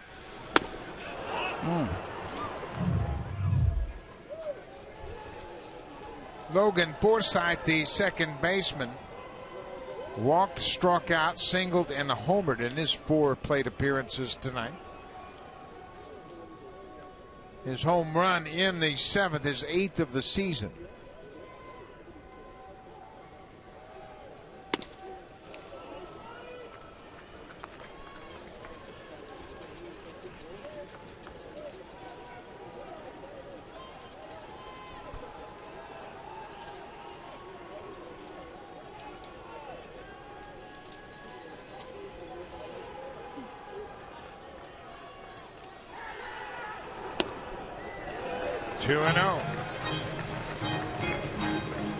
This is just the second appearance for Osuna here in this ballpark.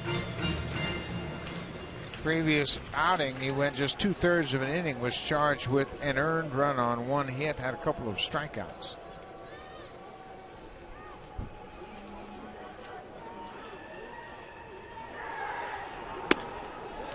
Three and 0.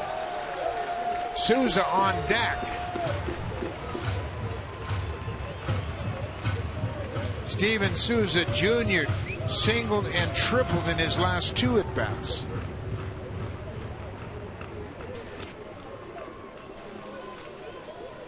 Got to get this guy. You don't want Souza coming to the plate.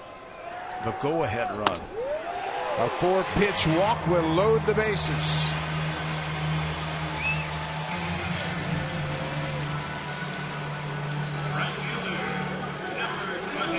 Encarnacion with a rare trip to the mound over to help Osuna gather his thoughts.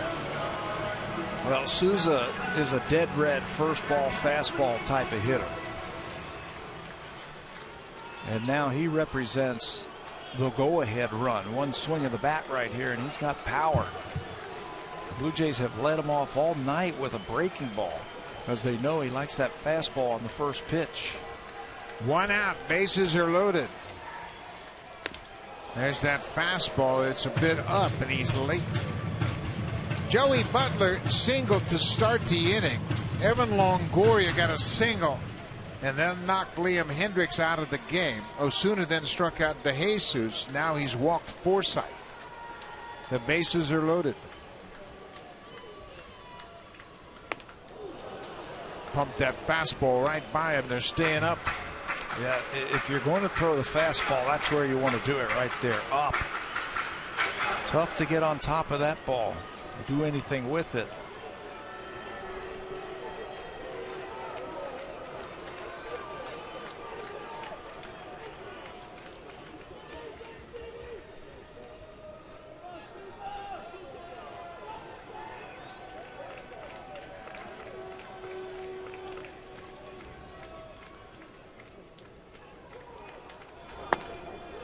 Osuna has shown remarkable poise for a 20-year-old.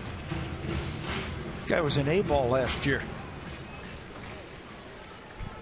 Pitching in the Florida State League. Here he is facing big league hitters right now.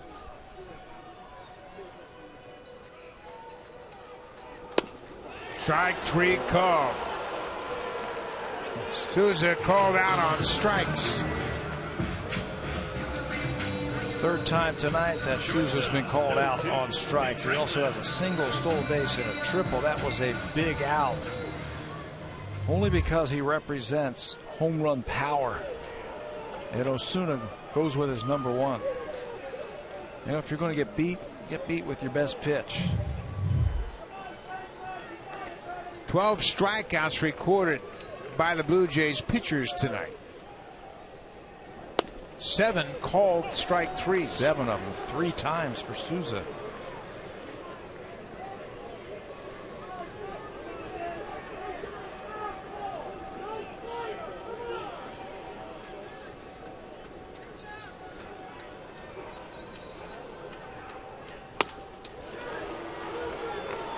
Nick Franklin struck out in his only at bat in the 7th, and they struck him out on 3 straight fastballs. 3 heaters from Redmond. No tricks right now.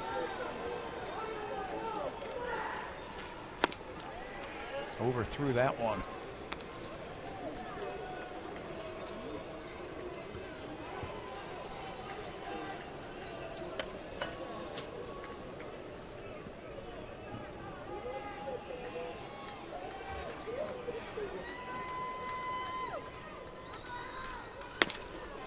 Another high pitch. It's 2-2.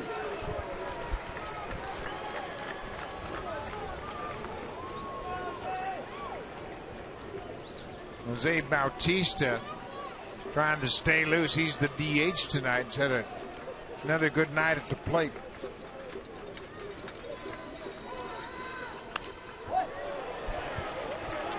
Franklin gets a piece of it to stay alive. Just barely. Jammed them all up with that fastball.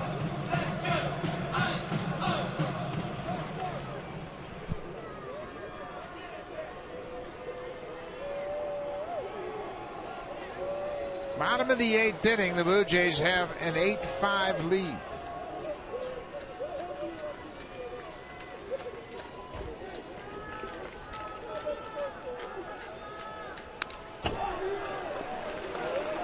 Getting a little closer, catching up to it.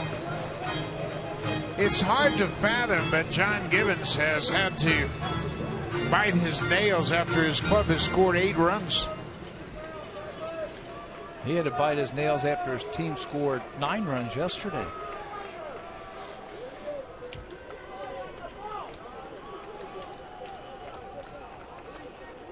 Two and two.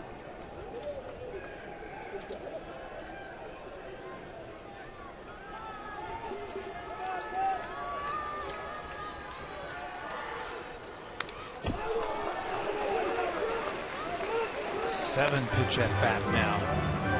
98, and I don't think you can take a chance of throwing a slider or a changeup here. I mean, that's not your best pitch. No, it's not. And, you know, as much as you think, okay, well, a changeup will really fool them here, you'd hate to hang it and have him catch up. He went with the changeup and bounced it.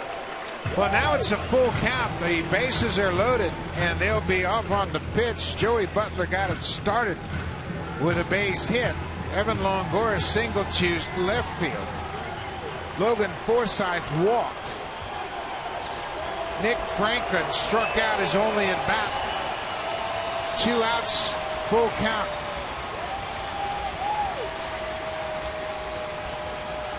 There go the runners. Cut on and missed. The Rays leave the bases loaded. They have stranded 14 in this game. Osuna strikes out Franklin to end the inning. He strikes out the side, gets De Jesus, Souza, and Nick Franklin to preserve the 3-run lead.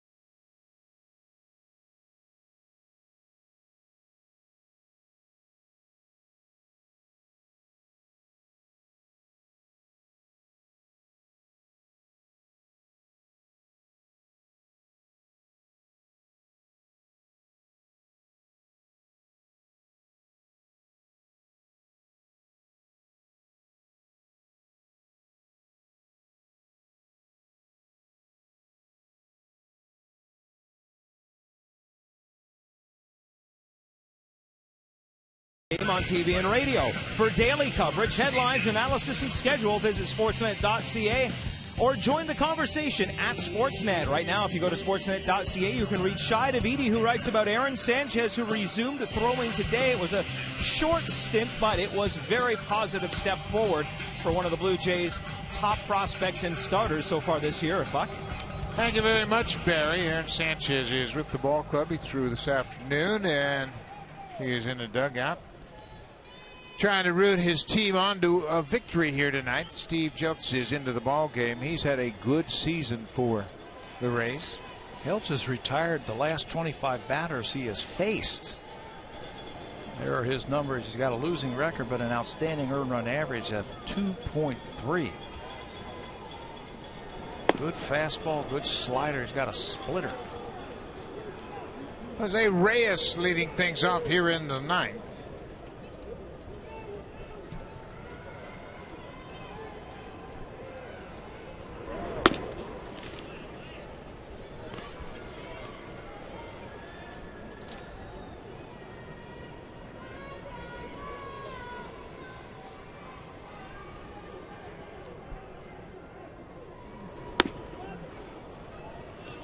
Three and 0.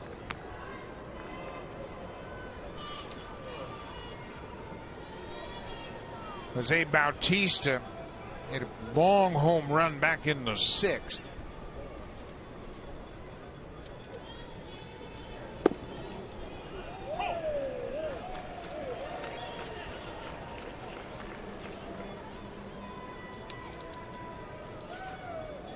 Mentioned that long consecutive streak of batters retired. That included one start. There's a bouncing ball now. 26 straight retired by Geltz. Looked like he was going to lose that streak as he fell behind 3-0. pumped a couple of fastballs in there to Reyes. One down. The Rays have stranded 14 tonight. That's a season high. They've had plenty of opportunities to add to their 5-run total. But you got to give the Blue Jays relievers some credit. Osuna struck out the side and leaves the bases loaded. Hendricks stranded a base runner by striking out the only man he faced in the 7th.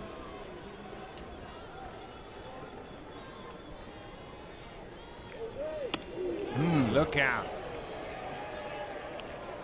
Trying to hang in there against that fastball. He had to bail out in a hurry.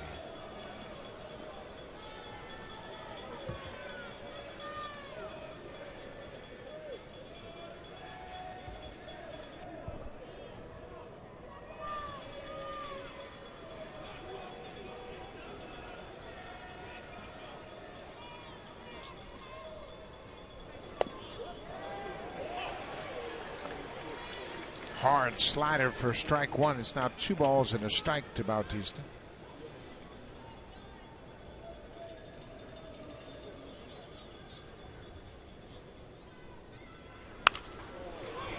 He got jammed a bit, and that's going to be a fly ball to De Jesus. 2 outs. First baseman, Edwin Encarnacion. 27 straight retired by Geltz.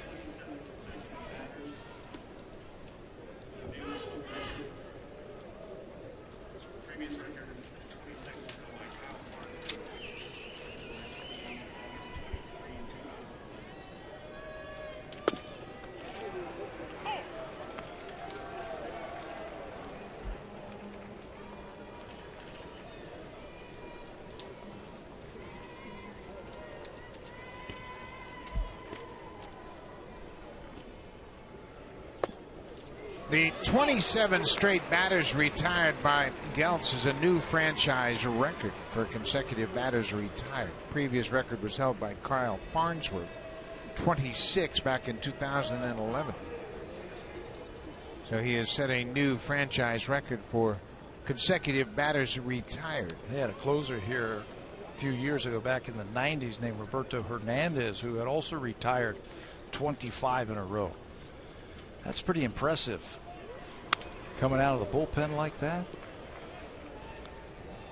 The Tampa Bay media department, headed by Rick Vaughn, always does a great job putting their notes together. And he makes a point of pointing out that 20 of those 27 straight were retired after Geltz kissed Paula Abdul. Stay hot, Steve Geltz. He retires the side in the 9th. We'll go to the bottom of the 9th. Roberto Osuna going out to close things out. He's got a 3-run lead.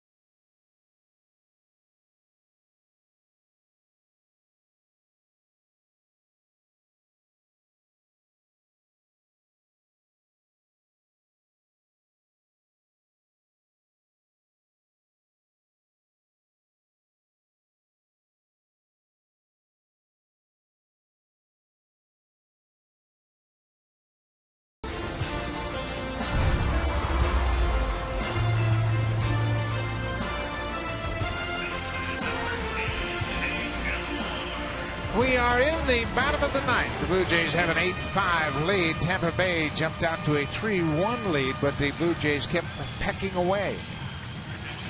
Justin Smoke comes in defensively at first base, taking over for Edwin Encarnacion.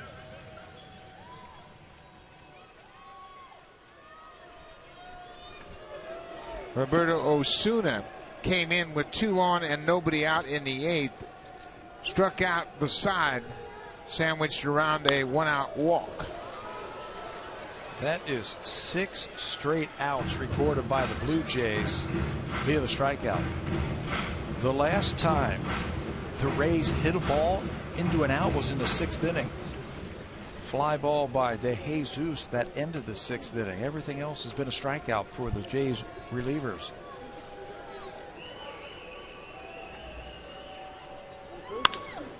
Ground ball. Elmore, first baseman, is thrown out by Reyes, 1 down. Now for a preview of what's coming up on Sportsnet Central. Here's Ken Reed and Ivanka Osman.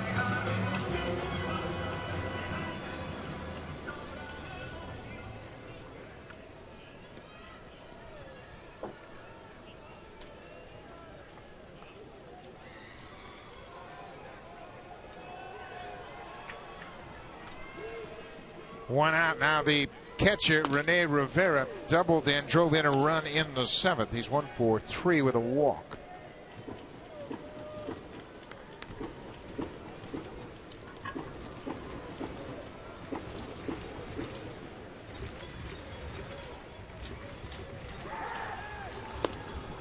There's that changeup. It's 0-2. That may have been a slider. Yeah, that was a slider. 89 miles an hour. He hasn't thrown that many.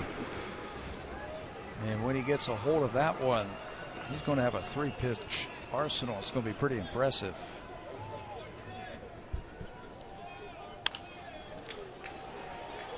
That's fouled into the upper deck.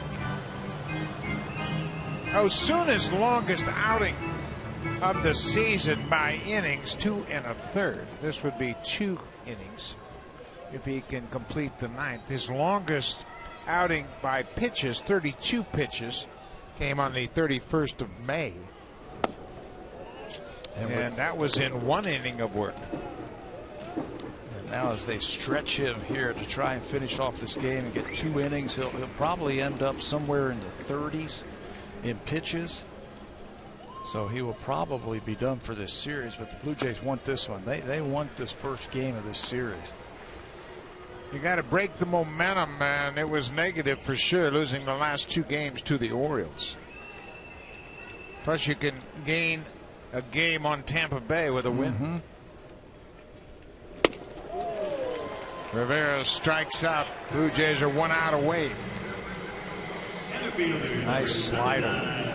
It's been a little bit inconsistent for Roberto, but I'll tell you what, he's changed different grips on it, trying to find the right one. He threw a couple of good ones there to Rivera.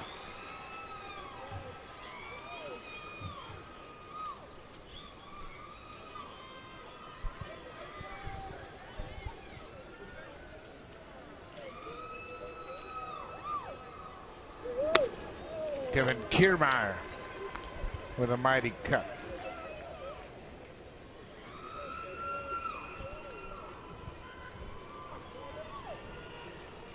The Rays have struck out 14 times tonight. That ties their season high. Kiermaier has struck out back in the 7th. He's had a 3-hit game also. 6 for Hutchison, 3 for Redmond. Hendricks got a strikeout, and Osuna's got 4 already. That's the ball game. 15 strikeouts recorded by the Blue Jays pitchers tonight. Osuna picks up his first big league save as he inherited 2 base runners in the 8th.